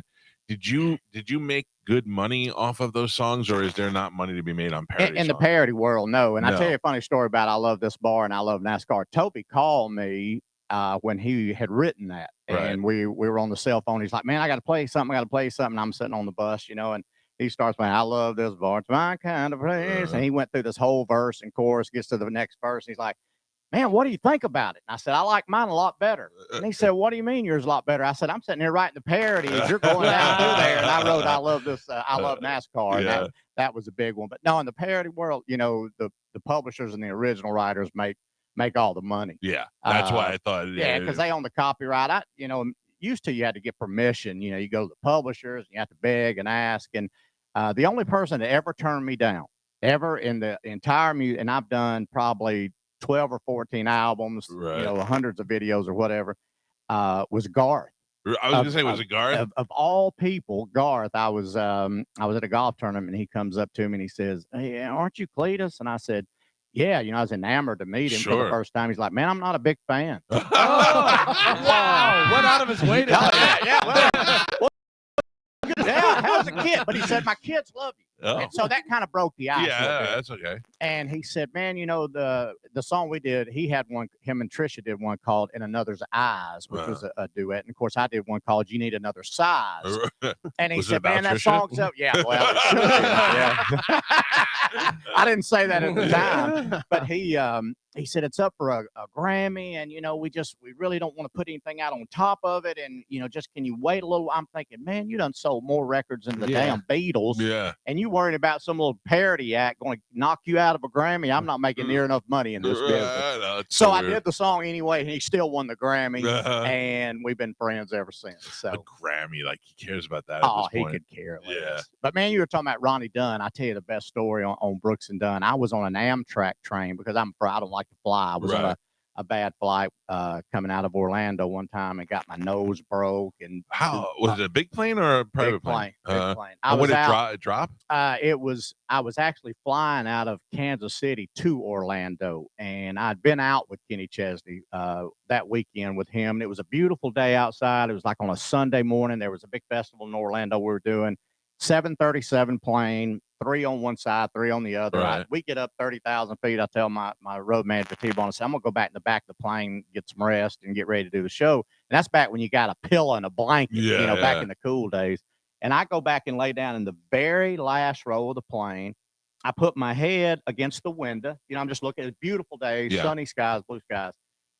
10 minutes after I laid down, I pulled the shade to, I was stuck to the luggage racks. Wow. I mean, literally, I went from laying with my head to the window, completely inverted, and landed in the aisle of the plane. Holy cow. And I'll never forget this. I mean, if you didn't have your seatbelt on at the time, you weren't in your same seat. It was that violent. And I'll never forget the stewardess was back there going, sir, can you please get in your seat? I'm like, no kidding. I'm doing my damnedest. I promise I'm trying.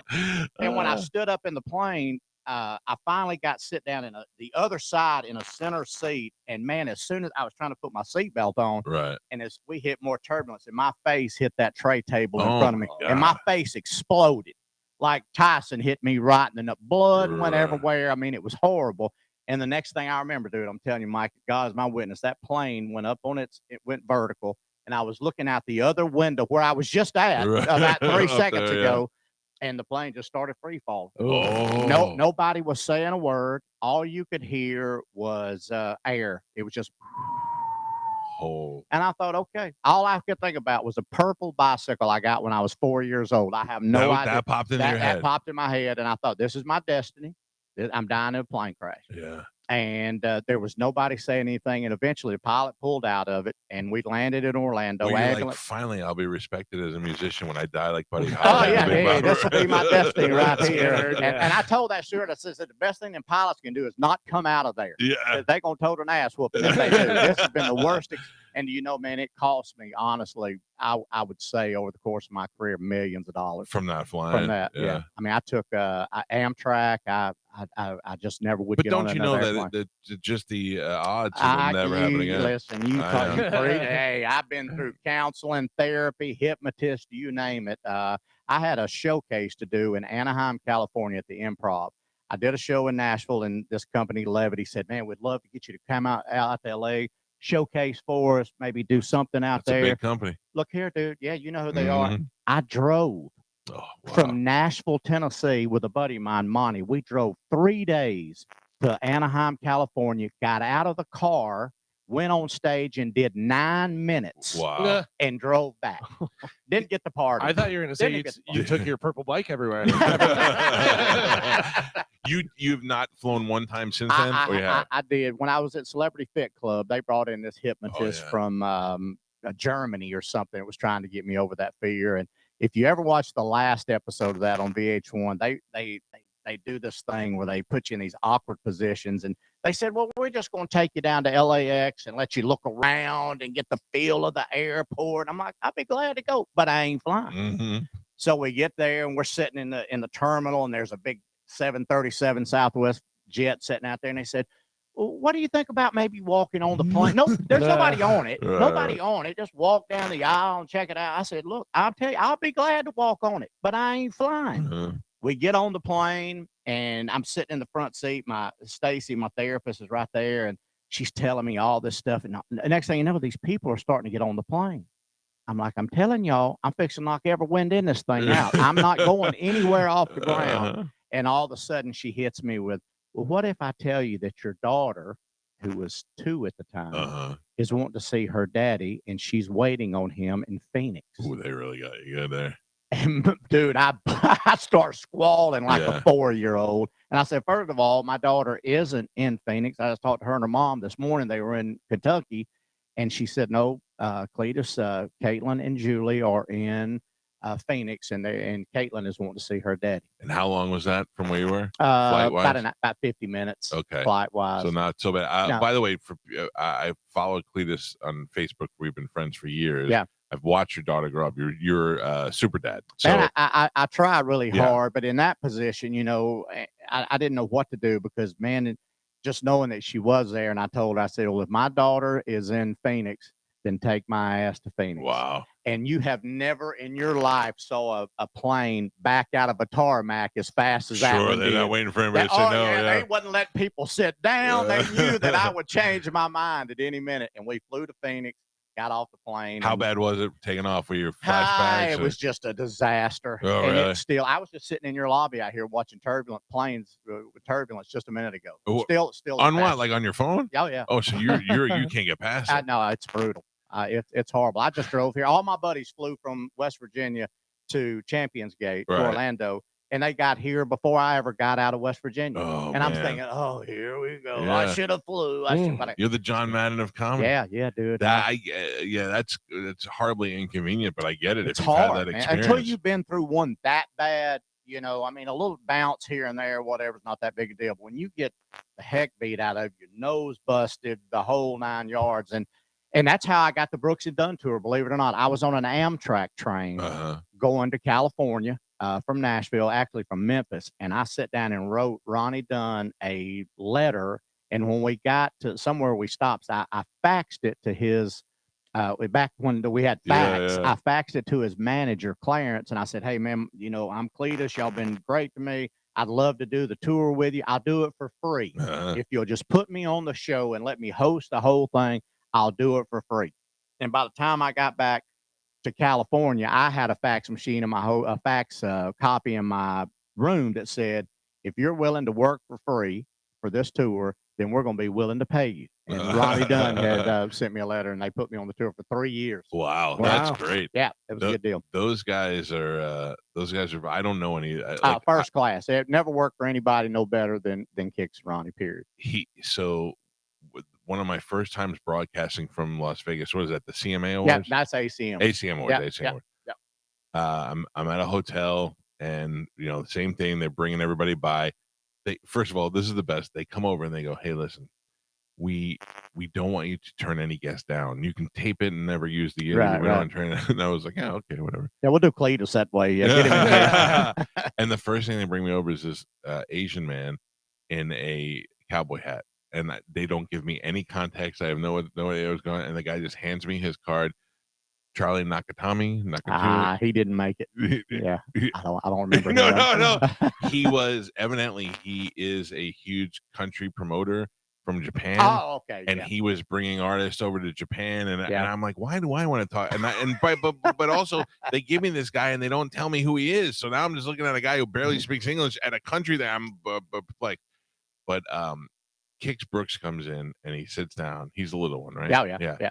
And he sits down and I go, so we're recording, but we're live recording. So I go, so what do? You and Ronnie get up and flip a coin and says, who has to do the stupid radio interviews this morning? And he started laughing. He goes, no. He goes, Ronnie and his wife, they're actually their wedding anniversary.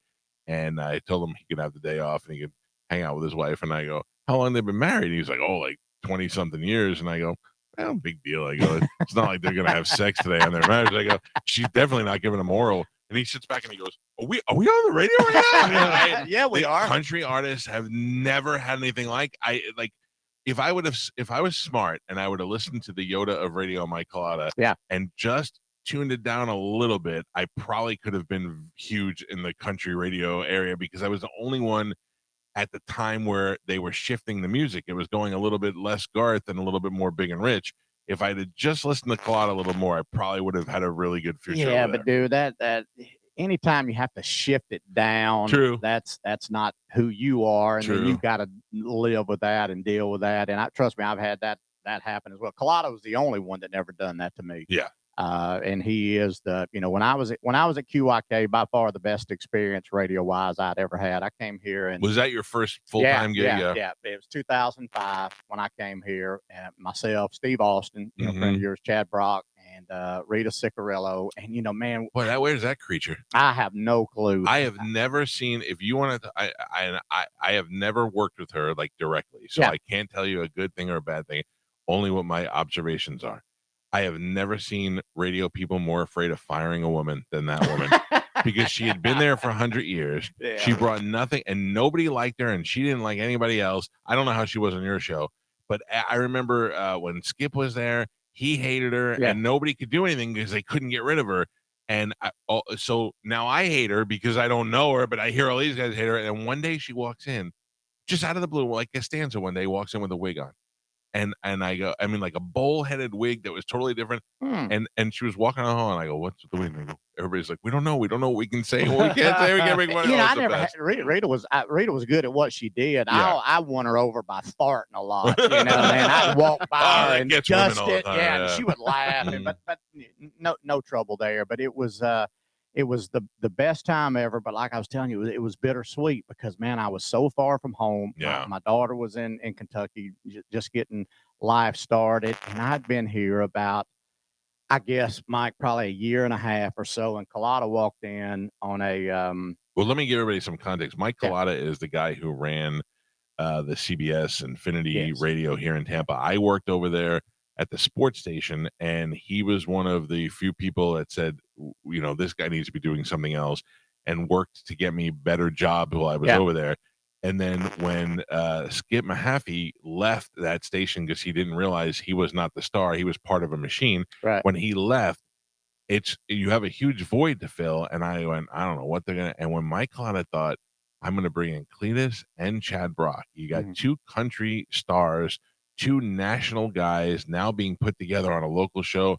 It was one of the most brilliant things I've ever Man, it heard. was really good. And we always said Chad Brock was the worst radio guy in the world. Yeah. We would not give Chad his spots, live spots until 5 seconds before he's supposed to read them. He'd butcher them, give out the wrong interest rate, the car dealerships. But you know what? This town loved him. Yeah. He was and I said, just shut up and play the bass, Chad. You ain't got to be the star. People loved you. But working with Calta, man, after that year and a half that I was here and I was traveling back and forth, driving because I didn't fly to see my kid. And Mike on a Friday afternoon, I've never really told the story a ton, but Mike walked in and on a Friday after the show and he said, "Hey man, take this envelope home, check it out and see what you think." Ratings were great. Yeah. We were killing it. Bonuses, it was just insane. And so I went and played golf at Feather Sound that day, got home that evening, and I opened up this envelope and I'm reading it and it's like this contract and I'm reading more and more. And then I get down to these numbers and it was like 5 years. I'm like, oh, that's a long time. $2 million. I went, oh, let me reread that again. I've just been offered a 5-year deal, with everything included in excess of $2 million. And I start screaming and yelling. I'm thinking I'm rich. Oh, dear God, I've done it. I called my buddies down in Georgia. I said, fly down. We fixing to get it on for the weekend.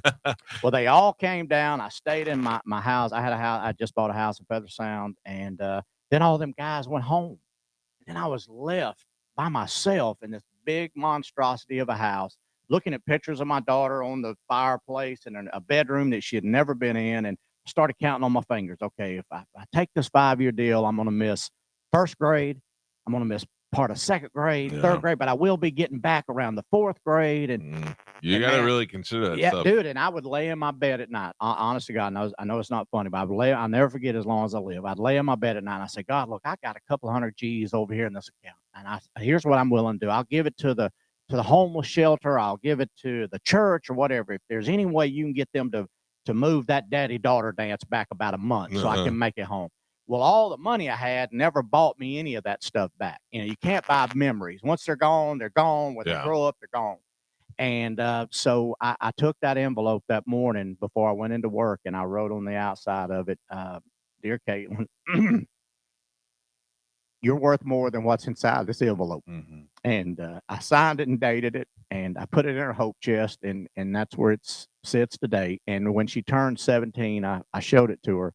And she says, "Damn, Dad, we could have worked something out." Idiot. Yeah, man. I'm in a Chrysler 200E, and I could have been in a Beamer or something. Are you kidding me? But man, it was. You listen. She's a 17-year-old girl. You don't want her to be a stripper. You Yeah, want her to I know, love man, her I father, wanted and you to- wanted to have her know that she's been loved since the day she was born. And if I would have flown, it would have been easier, but still, and then when I left, I went to Atlanta. Can you imagine how burnt out you would be having to drive back and forth? It about drive killed me, back dude. and I'm forth? telling you right now, I can't drive to the gas station and I get out and my left hip hurts Yeah. from the hundreds of thousands. My buddies used to say, man, I don't know how you do it. How in the world do you do that much driving? I drove from Georgia to Kentucky. It was 414 miles. Trust me, I know. And took Caitlin bowling for one game. Oh. Ate a hamburger and a drink at the bowling alley. Took her back to school and drove back home. That's great. Because I just needed that little bit of fix. Yeah. Cause of the guilt, man. And I mean, I've still never overcome the guilt. Beat up with it. Do you not? How is your relationship with her Oh, mother? great, man. We're great Oh, friends. I was like, yeah, no issue with issue, a move man. or No, anything. I got my wife. I got a great wife now. Gets along with her, and I get along with my stepkids. It's a great situation. But then I went to Atlanta, and worked for iHeart in Atlanta doing the Bull down there. They kept me 9 months and fired me. And I thought, man, how bad of a morning guy do you got to be to get fired and still get paid another year? Oh, I've been there. For doing nothing. I mean, I went on tour of Rascal Flats. I was double dipping, man. Yeah. I mean, it was, and then Florida brought me back down here. I worked with the late Dave McKay, and Veronica. Of course. And then that's when I finally said, okay, it's time. I can't do it no more. Yeah. I don't care if I got to work a mission. I'm going to West Virginia and be a daddy. You really, I remember before I had kids, everybody would say to me, you don't know how much you're going to love your kid. I'm like, I get it. I'm going to love my kid. And then you have kids and you're like, oh, now I get it. Garth was a prime example of that. And I talked to him about that. And I said, man, when I heard that you were retiring and you said you weren't going to do anything else until you had kids, that was late 90s, early 2000s, Right. whenever he did that.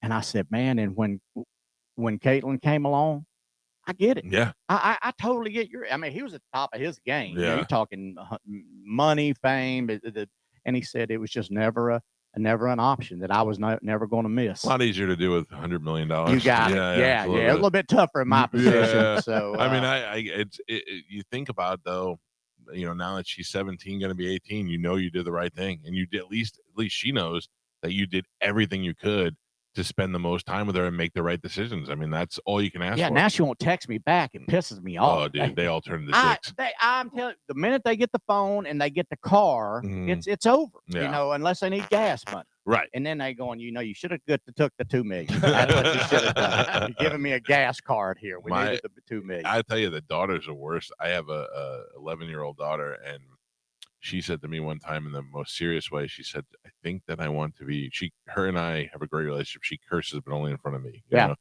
So she says to me, I think I want to be a teacher when I get older. And I go, Juliana, and she goes, I know what you're going to say.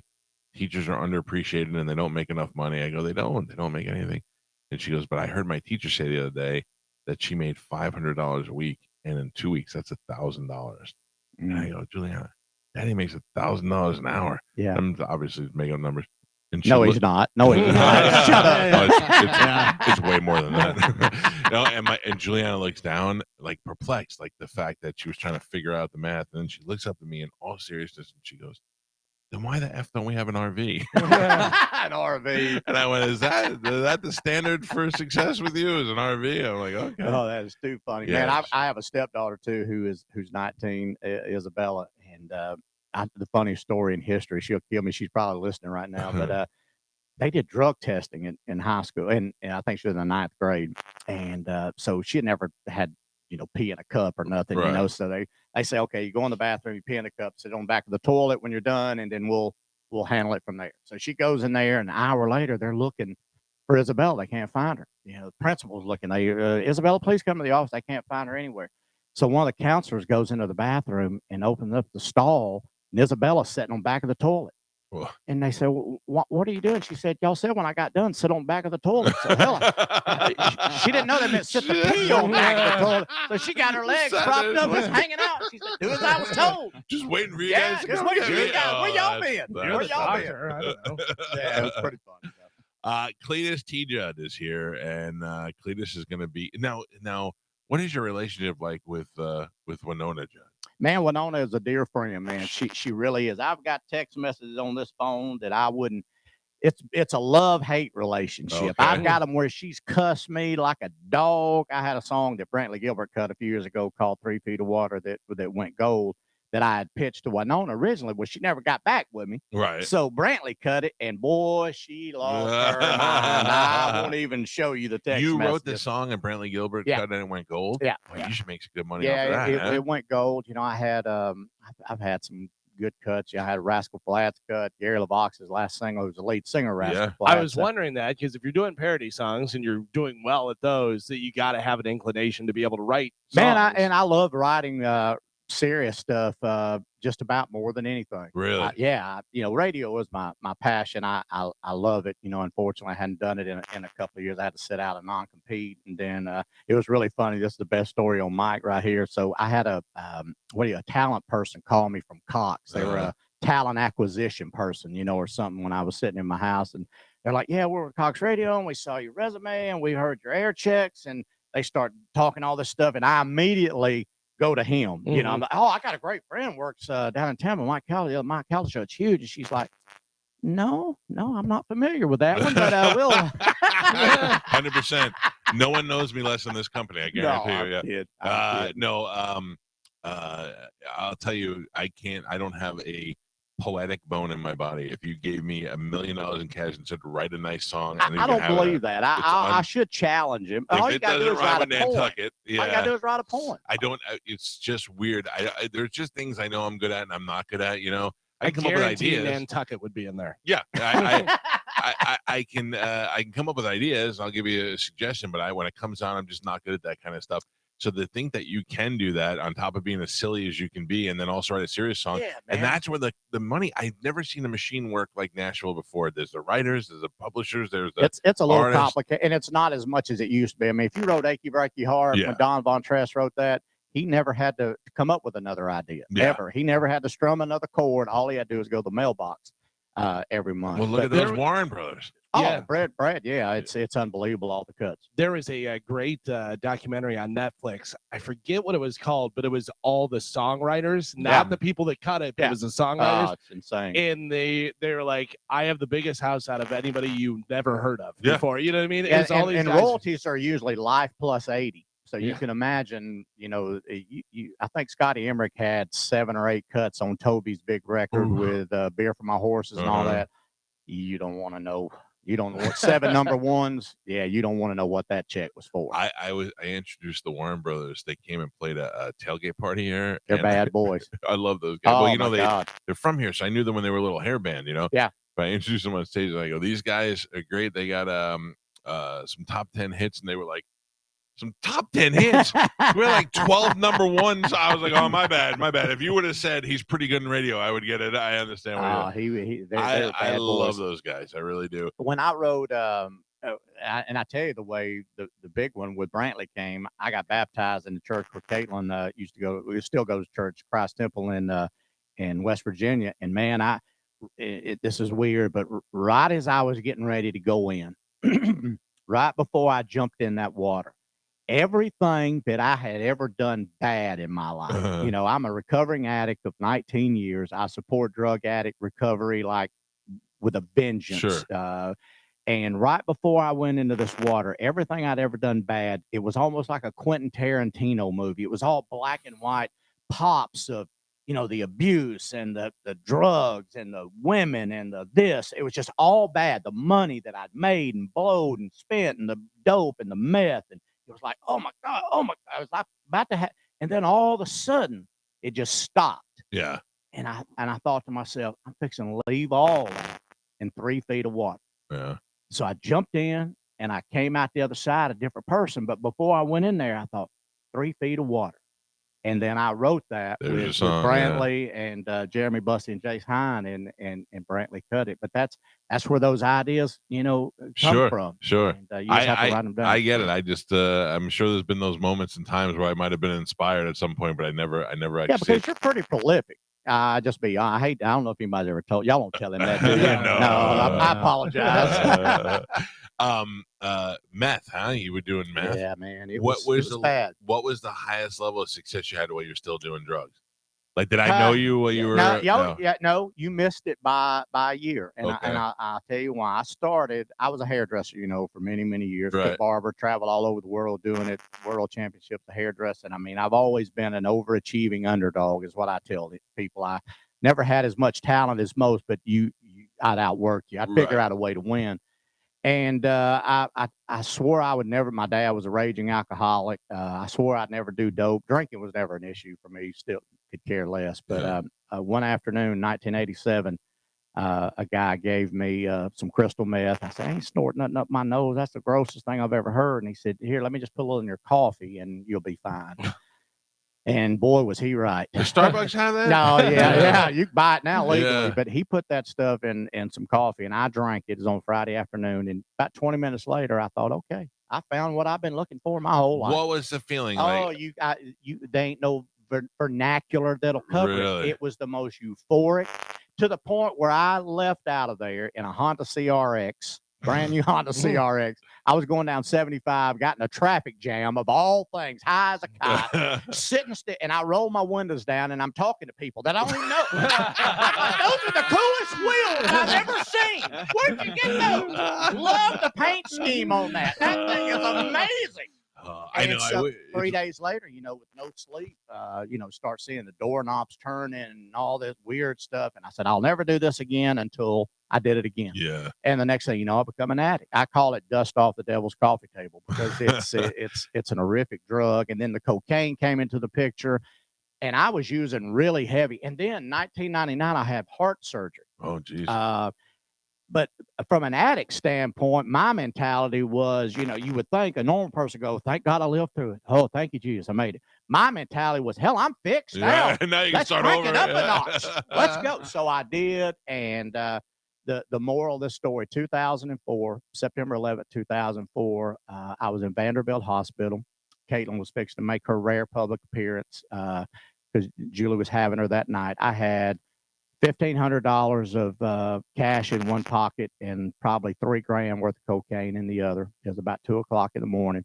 Caitlin was born, and that's a big thing for anybody to go through, and she was born, and I thought, okay, I got to go use. I need a break, I got to get my nerves right, about what's about to come. So I go in this bathroom in Vanderbilt, and it's, all these metal doors, and nobody was in there. And so I go into the stall, and I kick the door open, and I reach in my pocket, and I pull out this big bag, sandwich bag full of dope.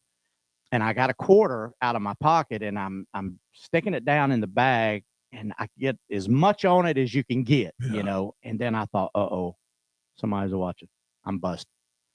And I raise up right there in that bathroom, and I lean back, and it was me. In the mirror? In the mirror. And I thought, boy, you're a sorry son of a bitch. If you stick that dope up your nose after being given the best gift you've ever been given in your life, all you've ever wanted to be was a dad because you never had one. And now you're in here snorting cocaine your life away. And I took that bag, and I slung it up against the bathroom wall, the brick wall there, and dope went everywhere. You imagine 8 ball of cocaine. Sure. So I'm thinking, okay, what do I do now? There's blow everywhere in this bathroom. So I get down on my hands and knees, and I put my hands in the toilet water, and I'm throwing it up against the wall, to try to get it out of there. And all of a sudden, man, while I was down there, I thought, well, while I'm down here, I may spend an extra minute or two, see if I can't get some peace. Yeah. And I said, God, I probably gonna need a little help with this one, because I don't want to be that dad, I don't want to be that dude. And I stood up after I said my prayer, and I dropped that quarter. And I don't know the significance of this, Mike.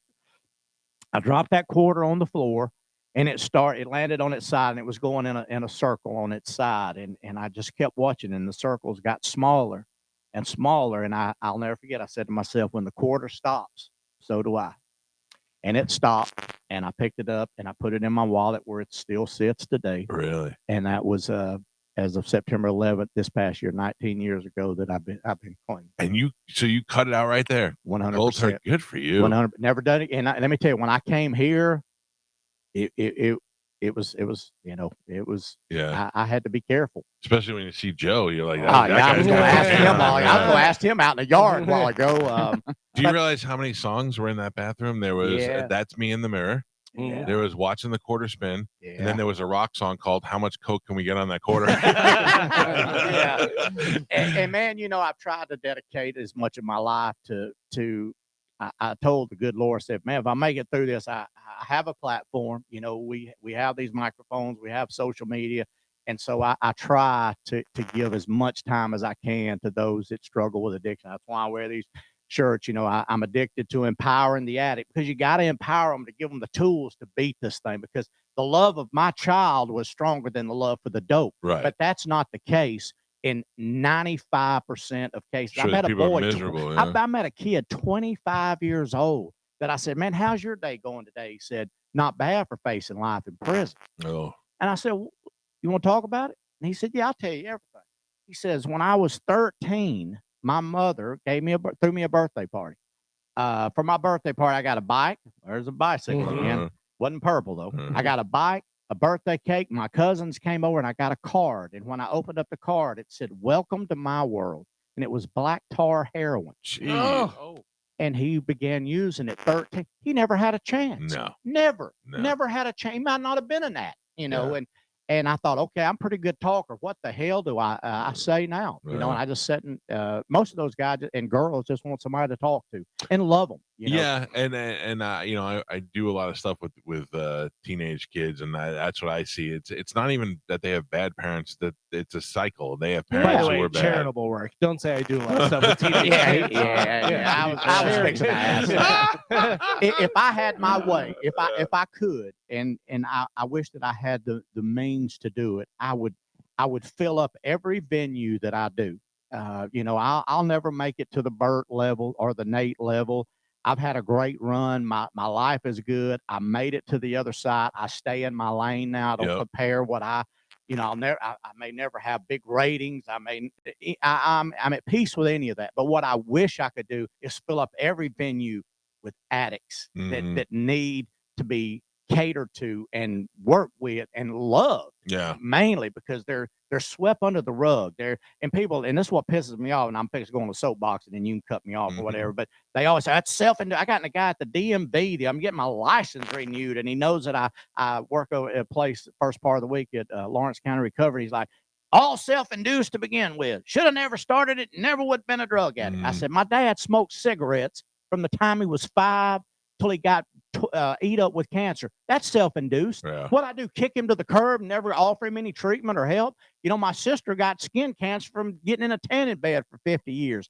That's self-induced. But when it comes to drug addicts, man, it's like put them out in the woods, hide them somewhere, and the hell with them. See, the thing is that, and what I find is that certainly I can talk to a kid who had drug problems until he's blue in the face, but I didn't go through it. I never did drugs. I don't know it. When you get somebody who has, nothing's better than somebody who saved themselves to be able to tell other people that they can. And when these people see somebody who's, was there where they are, and they see that they got out of it, there's nothing better than somebody who's been well, man, there. it's difficult. It's horrendous to beat because and my wife, who's listening, I love her dearly. She's never really been affected that much in her family and so forth from addiction. But there was an example. We were going somewhere one day, and she's like, well, jump off this exit. I want to get a Diet Mountain Dew. And I said, well, let's go to the next exit. She said, no, I want to get one now. I went, there you go. There it is. Yeah. There it is. And addiction is anything that you want to quit and can't. I don't care if it's drugs, sex. Starbucks. I'm talking to you. Yeah, anything like that. But it's difficult. It's hard. There's and now there's no such thing as 5, 10, 15-year drug addicts. No such thing. You know why? Because you're either in prison or you're dead. Yeah. I heard y'all talking about fentanyl earlier. I mean, when I did it, we never heard of fentanyl. Right. We just did as much blow as we could and pray to God you don't die. Right. That's real simple. And now it's a lot more frequent. Yeah, buddy. Now, if you have to test your drugs before you take them, that's a bad situation. I tell you, if we're talking about funny now, I had been up 3 or 4 days. This was back in when I was using it my most in the 80s, if there's anything funny about addiction. But I had done every drug known to man that you could buy off the corner, right. Anywhere. I mean, meth, cocaine, Valium, weed, you name it. 3 or 4 days, we're all at partying, drinking in my head. I was about to blow off my shoulders. And I called my mom, and I'm like, Mom, man, I got to do something. This headache is about. And I said, you really think it's okay to take 4 Tylenol? Really? You think I mean, here I've done $20,000 worth of stuff made in a bathtub, and I'm worried about taking 4 Tylenol for a headache. Oh, I better hold on, maybe 3, not 4. What country artist did you do the most coke with? No, I'm just kidding. Oh boy! Here, I will tell you this though. There is, in all the big tours that I was on, I was blessed to be on with Kix and Ronnie, 3 years with Toby and Rascal Flatts and Brad Paisley, all those guys were. Very rarely did I ever see it. Drugs, it was just not as. I think the people that build the stages and the roadies and all that, I think they should get a free pass because they work. Oh my God, they work. It's just unbelievable. I've seen most of those guys that I partied with in private and stuff is all alcohol. I mean, I'm sure every once in a while is a cocaine. Especially nowadays, man. I wouldn't even. I know it's still prevalent and it's out there, but I wouldn't know. I'm so glad I never, because clearly I like to eat. I have an addictive personality. If I started doing it, but I never got into it, and I'm glad. That's why I never got into weed. I don't weed. I don't want to eat more than I already eat. That's what they told me. Like, you can take weed. I'm like, I'm already hungry now. I don't need the weed. Snacks. Cletus, it's great having you here. Tell everybody where you're going to be. You're going to be at Side Splitters tonight? Yep, Side Splitters in Tampa. And, you're talking about Bert and filling out those stadiums. I'm just trying to get 75 seats up there at Side Splitters, so I hope people will come out, though. This area is such a great comic audience, such appreciation for comedy. I saw people show up at the Sunshine Comedy Festival this week not knowing who they were going to see. They were just there for the comedy. Here's a guy who's been making great parody songs, doing good radio, being funny on stage for years, going to be in town tonight. 960-1197 or sidesplitterscomedy.com, where you can actually go and purchase your ticket and your seats. I'll never get a chance to do this again, so I'm going to take 30 seconds and do it because I probably won't get a chance to do it again. But the people in this area, Tampa, St. Pete, where I lived on and off here, man, the listener, loved me through some really difficult time. Yeah. I mean, man, living here by myself, I didn't know a lot of people. And when I did good, they rewarded me. And when I did bad, they scolded me. Mm-hmm. But man, what a special place here, man, with these people. They're wonderful human beings. It's like having 200,000 friends. Man, it is. And to this day, I've been gone for many years from here, but I still get messages. Oh, we miss you on QYK. I can't even apply at QYK now. I mean, I hit lips up, and we were almost neighbors. There's a house right down the street from me. I just rode by, the big white house on the left with all the glass. Yeah. Oh yeah, I had a contract on that, and then they said this was in 2007, I think, and they said, they accepted my offer. They said, well, we need to do a credit check. And I'm like, what do you mean 500? Hell, I'm double digit now. Every time I drive past that house, I go, man, the coke they must have did in that house. It was more glass. I bet it's 500 degrees in there right now with all glass. All glass. But I was good until the credit score popped up. Yeah. So you would not? They would not have you over there to promote the show? Who's mad? They're not even the same people. Why wouldn't they? I don't understand that. Lips, I love. Lips, yeah. I saw Lips with a beard the other day. I'm like, Lips, he's only 19. How's he have a beard? Lips is my producer over there. He was wonderful. Orlando, who I love like a brother, man. And I know you do as well.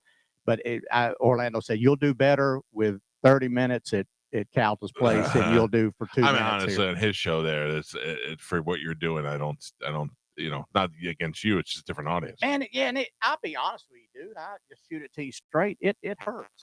It hurt a little bit because I'm nothing, but that was my home. But I get that because when I got fired from my first job, I didn't like all of those people and I didn't want to see all of them, but they were the only friends that I had because I had been focused on just work for so long. And I know some of them still aren't there. Of course, Galata's not, Anna, Don, Page, and all those people are there. But man, that was just my home. I was there when we moved in that building. We put the big guitar, soundboard, and I sat behind that microphone and I talked, and Veronica and Dave and myself and Steve and then all of a sudden, you come to town just to try to revisit old friends and people that you hopefully made a difference in their life. That's why we do this. We're egotistical and we're asses, and that's what we do. But man, I wanted to just go over and say, hey, right. It bothered me. Yeah, it I know that stinks, man. It's a downside of this job. It's weird. That's why I was like, you know what? When we got to this station, I was like, I'm not gonna, because I came from another place, but I'm like, I'm not mad at anybody. No, I don't want to. I have no reason not to like a guy because he's on a different radio station. That's why everybody craps on MJ all the time. I don't care about MJ. He was a dick to me when I was a kid, but in the recent times I've seen him and hung around with him, he's been great to me. So what do I Well, can if only you judge people by remember that. when you were on the air, me and Orlando and Colada came to the station, was on the air with you. Yes. There's nobody in the world today that will let their employees or their jocks or their morning or afternoon guys go on another station in a competitive market, Right. people meter market or whatever, and do radio. Yeah. But that to me just showed the confidence that we all have. Yeah. I'm not worried about, Bubba. I mean, he just ruined my life. I mean, I about had a nervous breakdown the last time I was here with him. I mean, it was insane. It all comes around, doesn't it? Yeah, it does. Yeah. It does. You know. And but I just wanted to, for whatever that's worth to the people in this area that might have jumped over there on my station and listened. And I still call QYK my station, and it will always be. Yeah, This is where I planted my roots at. But thanks for having me on, man. Hey, I I'm appreciate it. happy to see you, buddy, and catch up with you. Same Great to you. stories today, and go see Cletus at Side Splitters. Just one night tonight. Yeah, Just just rolling through tonight, town and I'm tonight. heading back over and play golf with them idiots for 5 or 6, and then drive the Jesus long Christ. drive More driving. back to West Virginia. Even after that flight you took to go see your daughter on the TV show, you were like, okay, I did this one, but I'm never doing Dude, it I again. flew to Phoenix and rented a Hummer and drove back to LA. Hell no, I wouldn't get back on an airplane, you idiot. No, it's not normal. It ain't normal up there. I love y'all, man. Thanks, Thank Mike. you, I brother. appreciate We'll, you, we'll take a break. It's the Mike Calta Show. This is 102.5 The Bone. Ladies and gentlemen, it is time to check in with Galvin. He has a brand new open letter. And now an open letter from Galvin. This is an open letter to Love Tiger. Oh. Dear Love Tiger, seriously? Now, if for some crazy reason you don't know who Love Tiger is, he is a 50-something-year-old guy that was going to college for like 12 years, is a virgin, lives in his mom's house, and looks like a mix between a serial killer clown without his makeup and a cartoon dog. Yes. But now, apparently, things aren't going well for him. Love Tiger is in the hospital with congestive heart failure, and he's wearing a vest that will shock his heart if it stops.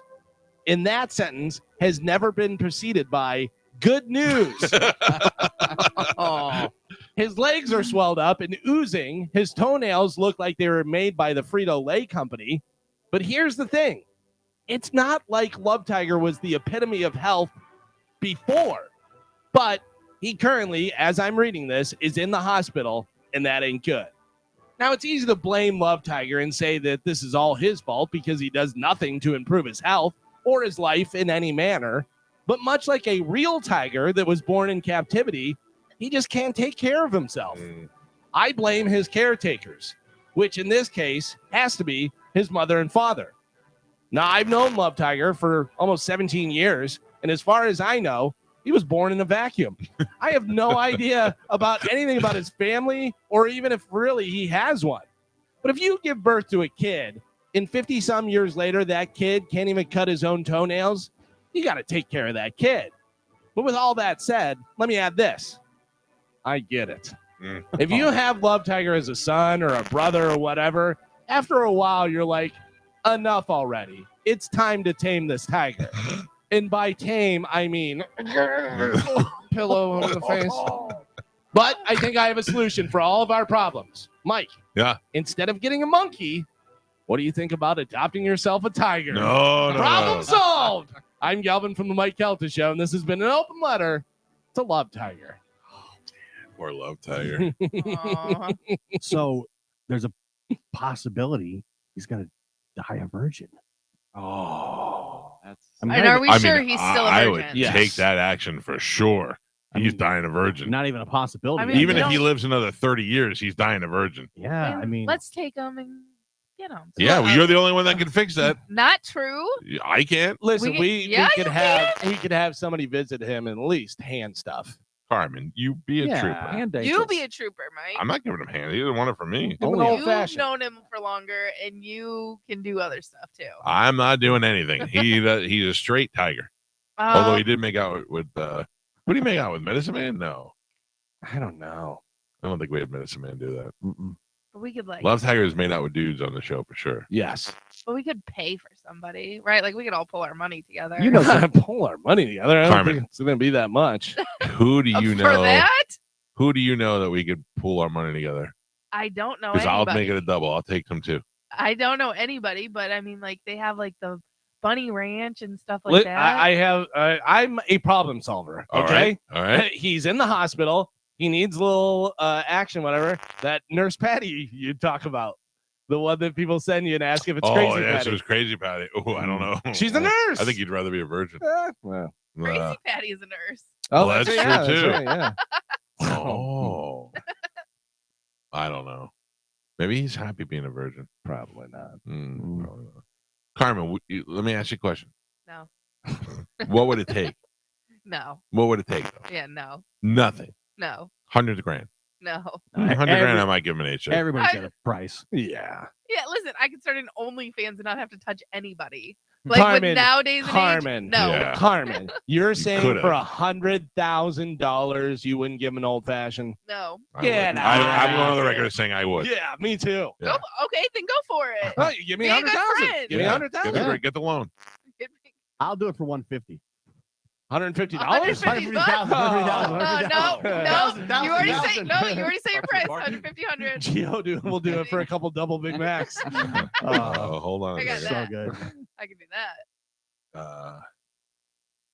Special sauce. Oh, Chad's in. Oh, Jad's in? Yeah. No, he's not. He Daddy, said daddy. get somebody to do an OnlyFans and give him 5%. He's cool with it. Oh yeah, he would let me do an OnlyFans in a minute. Mm-hmm. Yeah. And I Uh, keep telling him he could do an OnlyFans. There are plenty of gay men out there Whoa. that would find Chad very attractive. yeah, it's not just gay guys. Why are you not doing an OnlyFans again? Because I wouldn't work here. If I went to Cox and said, "Hey, can you clear Carmen to do an OnlyFans?" You think that you would do it? Go for it. No, I'm asking if that's what's holding you back. Yeah. Now, if I go do you that favor and negotiate that for you, what is my percentage? You don't get a percentage. 2%. You can have free 2%. You can have free access. Gross. Mm. Oh wait, Chad will be there. Yeah, no, I'm not. Carmen, I think obviously if somebody showed it to me out of curiosity, I'd be like, and I couldn't watch that. Not that I don't think you're attractive. It's just it would be so weird. Yeah. Oh, If- 100%. if you you could never did look s- at me the same. If you started your OnlyFans tomorrow, you're doing everything on there, or just like the bikini shots, like Like a slow roller. yeah. Slow roll. All See what right. I can do with with a bikini on and just lingerie, and then see where Let's see how do far that. it Let's can do go. that in the studio. And you dial it No, up. that's not how that works. Eventually, you got to dial it up. We You should don't know start, me. Carmen, what if we start doing Only Friday and you come in a bikini on Well, I Friday? like that. Yeah. It's too cold. OnlyFans, only Carmans. I thought you were trying to lose weight. I am. That's why I'm not drinking, and that's why I'm not doing it right now. Then Gio. Where we at right now? God. Last time we checked in I'm- with you, you were the same size as my cousin Sal. Yeah, I'm smaller. Oh, good. Yeah, I've lost like 4 pounds. What are you laughing at, Gio? Yeah, Gio, how much weight have you lost? I lost- Mister, I drink green tea now, so I'm healthy. Bitch. How many? A Okay. bitch. Bitch. I lost 3 pounds. Oh, I'm Oh. sure. So you're better than me. Gio, it's a lot easier for you to lose weight. I hope you know that. Wow. Why, Carmen? Yeah. I mean, we all know why. All right. It doesn't seem that way. Listen, I'm trying to support you in your efforts. You're not. You're being a dick, and I don't appreciate it. You're Wow. rude. I'm keeping you honest. You're not. We're here for accountability. Gio, I'm keeping myself honest. You're not honest with yourself, I'm gonna saying you lose haven't weight. had a double Big Mac. You're gonna lose weight. We're all gonna be skinny by cruise time. I am. You're not. I am too. Who's gonna take their shirt off on the cruise? Well, Exactly. I'm out. I will. You're gonna take your shirt off? Yeah, All right. I promote that. Yeah, that's not even OnlyFans. I with haven't, my I haven't taken my shirt off since 1996. yeah, and why is that? And the Flab. world thanks you. Mhm. Yeah. I'm trying to protect myself from skin cancer, the sun, UV rays. Very dangerous. Yeah, that's what umbrellas are for. I'm trying to protect other people from having to see me without a shirt on. It's so weird because I'm not embarrassed by anything. But I don't want to. I feel like if I'm walking around all fat and shirtless, it makes other people uncomfortable. Does that make sense? I don't think so anymore. By the way, I do. By the way, the shirt isn't hiding anyone's secret. You know what I mean? No, Yeah. right. It's not like We everyone know like, why. but if you pop your shirt off, they're like, "Oh, really? I thought for sure he was No gonna- idea. I thought he was gonna have abs." So no abs. Yeah. I just know that I've seen Ralphie take off his shirt. I've seen other people. It's a little off-putting. A lot of shirtless dudes on that Burt cruise, Michael. Yeah, dude, And it was they the did not fattest have cruise any I've ever shame. been on. But yeah. that's what I'm saying. Like nowadays, like we're the biggest we've ever Yeah, been. everybody's fat. You know what I mean? And now, I'm like, not. It's true. Joe's the smallest he's ever been. I weigh Still. 125 pounds. Majority of the country is overweight. right. Hmm. And so now it's not a big deal when you see someone fat in a bikini or with their shirt off. No, and I think it goes like when I see a girl in the mall and she's overweight and she's wearing like a half shirt and but I'm talking about like wearing it classy. I go, good for her. Good for her that she's comfortable and happy and doesn't care what everybody thinks. The thing now is everybody wears the leggings, and they'll be, chick got an ass the size of a car. Yeah. And she's got the leggings on. Nobody cares. Yeah. And we talked about this earlier, how like we have to say unalive. Have you guys seen that fake news article where it's these two calorically challenged individuals Yeah. robbed this place? That made me the Carmen loves it, huh? Wow. I know it's fake, but it's still very funny. It is funny. Let's go get Big Macs and double-decker tacos. Oh my God, Man. it would be so nice. I'll watch you eat it. Mike Calta Show. Good morning, Good morning there, Mike Calta, Medicine Man. Medicine Man. How are you doing? Did you make out with Love Tiger? No, but I've been in the ring a few times with him. Yeah, who you made out with dudes on the show? Who is that? Who made out with the shows? I think it was some woman, some girl or something. No, I I'm talking remember about who she was. which guys have you made out with? Nobody. Nah, that's not true. Joe is showing video of Medicine Man kissing Love Tiger. Let me see. Well, when was that? Well, When was that?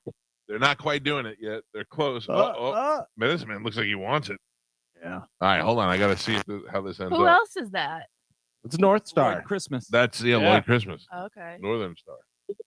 What does this culminate into something? I don't know. I was just showing video. I don't know if he's actually getting kissed or not. It looked like they were about to. I think Yeah, this is they- when they were singing. They Yeah, I just pecked each other in the lips right Yeah. before that. All right, well, and gross. Thanks. Mike Calta Show. Good morning. Hey, good Mike. Just giving you a call about the monkeys. Yes. My family and I, we breed monkeys, multiple species, lemurs, red kangaroos, wallabies, and otters, as well as miniature deer. Wow. And is there any? Do I need anything to own one? Yeah, you need a Class 3 pet permit. You do it right online. Takes anywhere from 4 to 6 weeks to get. I believe it's $50. Can you bring any here? Yeah, I mean, you live in Lutz. Tampa, Lutz. Yeah, I would. It's my father's business. I just do AC. I'm a simple man. But You're not a monkey man. He makes. He's one of. It's kind of a one-man operation. He lives in Parrish, Florida. Oh, he's way out But there. yeah, we're USDA, Florida Fish and Wildlife, all that. So If I want yeah, a monkey, I could get one from your dad if I had the license. Right. What's a monkey go for? I want the smallest monkey possible. well, that'd be probably a marmoset then. But I would recommend more along the lines of a cotton top tamarin or possibly a ruffed lemur, which is a larger monkey, but it's one of the most docile, friendly pets you can have. And we also have squirrel monkeys, which are kind of in between. They're about the size of a large water bottle. That cotton top tamarin is the ugliest thing I've ever seen. Yeah, in my that life. haunt your nightmares. Well, I Good mean, grief. it's not a beauty contest. I want a cute little monkey. That thing looks like the idol that caused the Brady kids squirrel to get monkey. lost. Oh, that's cute. All right, let me look. Hold on. Squirrel monkey is what you want. Why don't you just go get in the backyard and get a squirrel? No, I don't What's like great? squirrels. What's great about a squirrel monkey is, unlike a capuchin or a spider monkey, which is basically like having a 2-year-old for the next, 15 to 20 to 30 years. Squirrel monkey is more like a marmoset, where it's not as smart, but you can diaper it. It's small. It's That's what it is. adorable. squirrel monkey and the baby squirrel monkey is what I see on the internet that I love. I just Googled, are squirrel monkeys good pets? The first thing it says, they are very destructive. Well, I mean, any animal can be destructive. A pit bull can be destructive. I mean, it's really about the time you put into the animal. I mean, we have otters that are Asian small claw otters. We sell those all over the country. But if you have an otter and you put it in a cage and you never mess with it, you put a dog in a cage, you never mess with it, it's probably going to be a dick. So what? Man, what do people do with otters? Well, I mean, we mostly sell them to the otters. Really go to nature preserves, educational systems. They're very expensive as well. But they're more of a kind of a niche animal because you kind of have to have a setup. They can be in your house, but that's not a big recommendation. Yeah, no, I don't want any otters. I just want a little squirrel monkey, and I want him to be my friend, and I want him to sit in my pocket for a couple of years while he's a baby, and then I'm going to let him live in the house. I'll build little strings that he could swing around the house. I'd love to have a monkey. Well, what you do is you have a cage inside your house that connects to a window, and the window you can have open or closed, and you can have an outside enclosure on the outside, and that connects inside, so that you can still get out. Into the world, not into the world, into the enclosure. But they make great pets. I mean, you can put them on a leash, you can diaper them, but it's really about the time you put into the animal. It's not really the animal. I mean, I've seen many mean monkeys, but those are not. Can I train the monkey to ride my dog? The monkey will ride your dog from the get-go. As long as the dog won't eat him. Oh, the dog will love it. Hey, can you hold on? Can you give me a hookup number off the air? Yeah. All right. Or at least give me the name of the place. Hold on for 1 second. I'm getting a monkey, dude. It's all fun and games until that monkey turns to you and goes, no. Yeah, Caesar. Yeah, I mean, I would never do this, but if this monkey lied, I just throw it against the wall. It's little. I've got 2 questions. Okay. Are you going to make Joe clean the little monkey diapers? Yeah, I'm not doing that. And does your wife know you're getting the monkey? No, but I feel like I'm in a position in my life to be like, we're getting a monkey. Yeah. Not can I have a monkey? I'll be the monkey handler, Michael. I don't mind. Yeah. I mean, I could make that whole back area back there behind the door, behind the cabinets, a whole monkey out caging in and make it a monkey cage. All right. The monkey will be so happy. Tortoise, monkeys, cats, dogs. Got a zoo here. My homeowners association's already ready to throw me out. I feel like it. When we come back from break, you know how I tell you I've been trolling the neighborhood Facebook pages and all that stuff. I actually have a post that I'm considering posting. It's not a troll. Like, I'm looking out for my neighbors. You ever see those services that pick your kids up after school? I saw one yesterday that was driving and texting like a maniac. If my kid was in that van, I would have lost my mind. I'll tell you about that when we come back. I'm not really a big complainer about things. I do it sometimes to be entertaining. I tell you good things and I tell you bad things. And yesterday I picked up my daughter from school, and on the way home in a 35 mile an hour zone, there was a van that was easily going 70 miles an hour. And even that, I am a speeder. I'm not saying if you're in a 35 and you're going 50, it sounds a lot worse than it is. It's not that big of a deal. Going 70, flying through and cutting people off is ridiculous. Now throw in the fact that you're a big vehicle like a van, and on top of that big vehicle is meant to transport children to after school programs, I would lose my mind. I pulled up next to this guy and I thought about getting out until I realized it was a Taekwondo van, and I was afraid he was kick my ass when I got out. So I didn't do anything, but I did look at him. And when I looked at him, he was on his phone texting while he was driving. 70 miles an hour texting while you have kids in the car is insane. And now I must say he didn't have kids in the car that I could see, but that was what it was an after school van. So then I'm talking about it on the air, and one of my buddies texted me and said, I didn't say what it was. I just said it was a van. He said, if it was a karate school van, I know the same thing. They cut me off too. It's the same guy. What do? Do you post it? Do you call over there and talk to somebody? I mean, what as a father, what do I do? As a father, like I said, I wanted to get out and strangle him, but I didn't do that. I mean, maybe call the place and just say, hey, there's multiple reports of whoever driving your van drives like an a-hole. Do I call them, or do I just post it on our Instagram, or do I say the name of the place online? Yeah. Call them first. What if I say it and a whole bunch of ninjas show up at my house and want to kick my ass? Because like the school might not be aware that this guy's driving like an idiot. Yeah. You know? All right. That's a smart. See, that's why I talk things through with my friends here on the show. I would say mind your own business.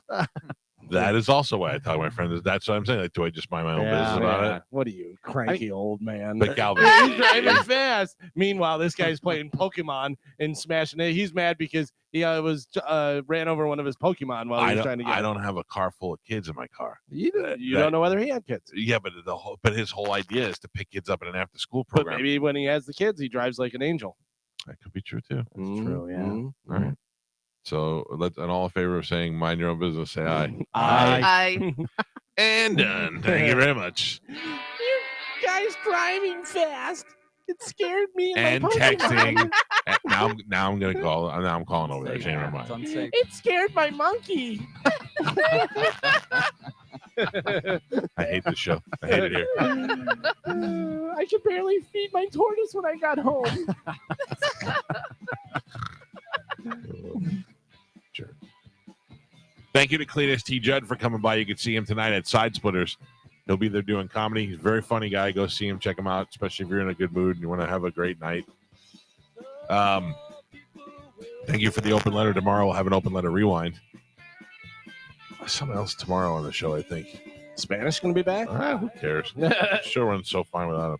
Oh, I got to take my kids to the dentist tomorrow. That's what I am. Anything else I need to know about that you guys know? I think that's it.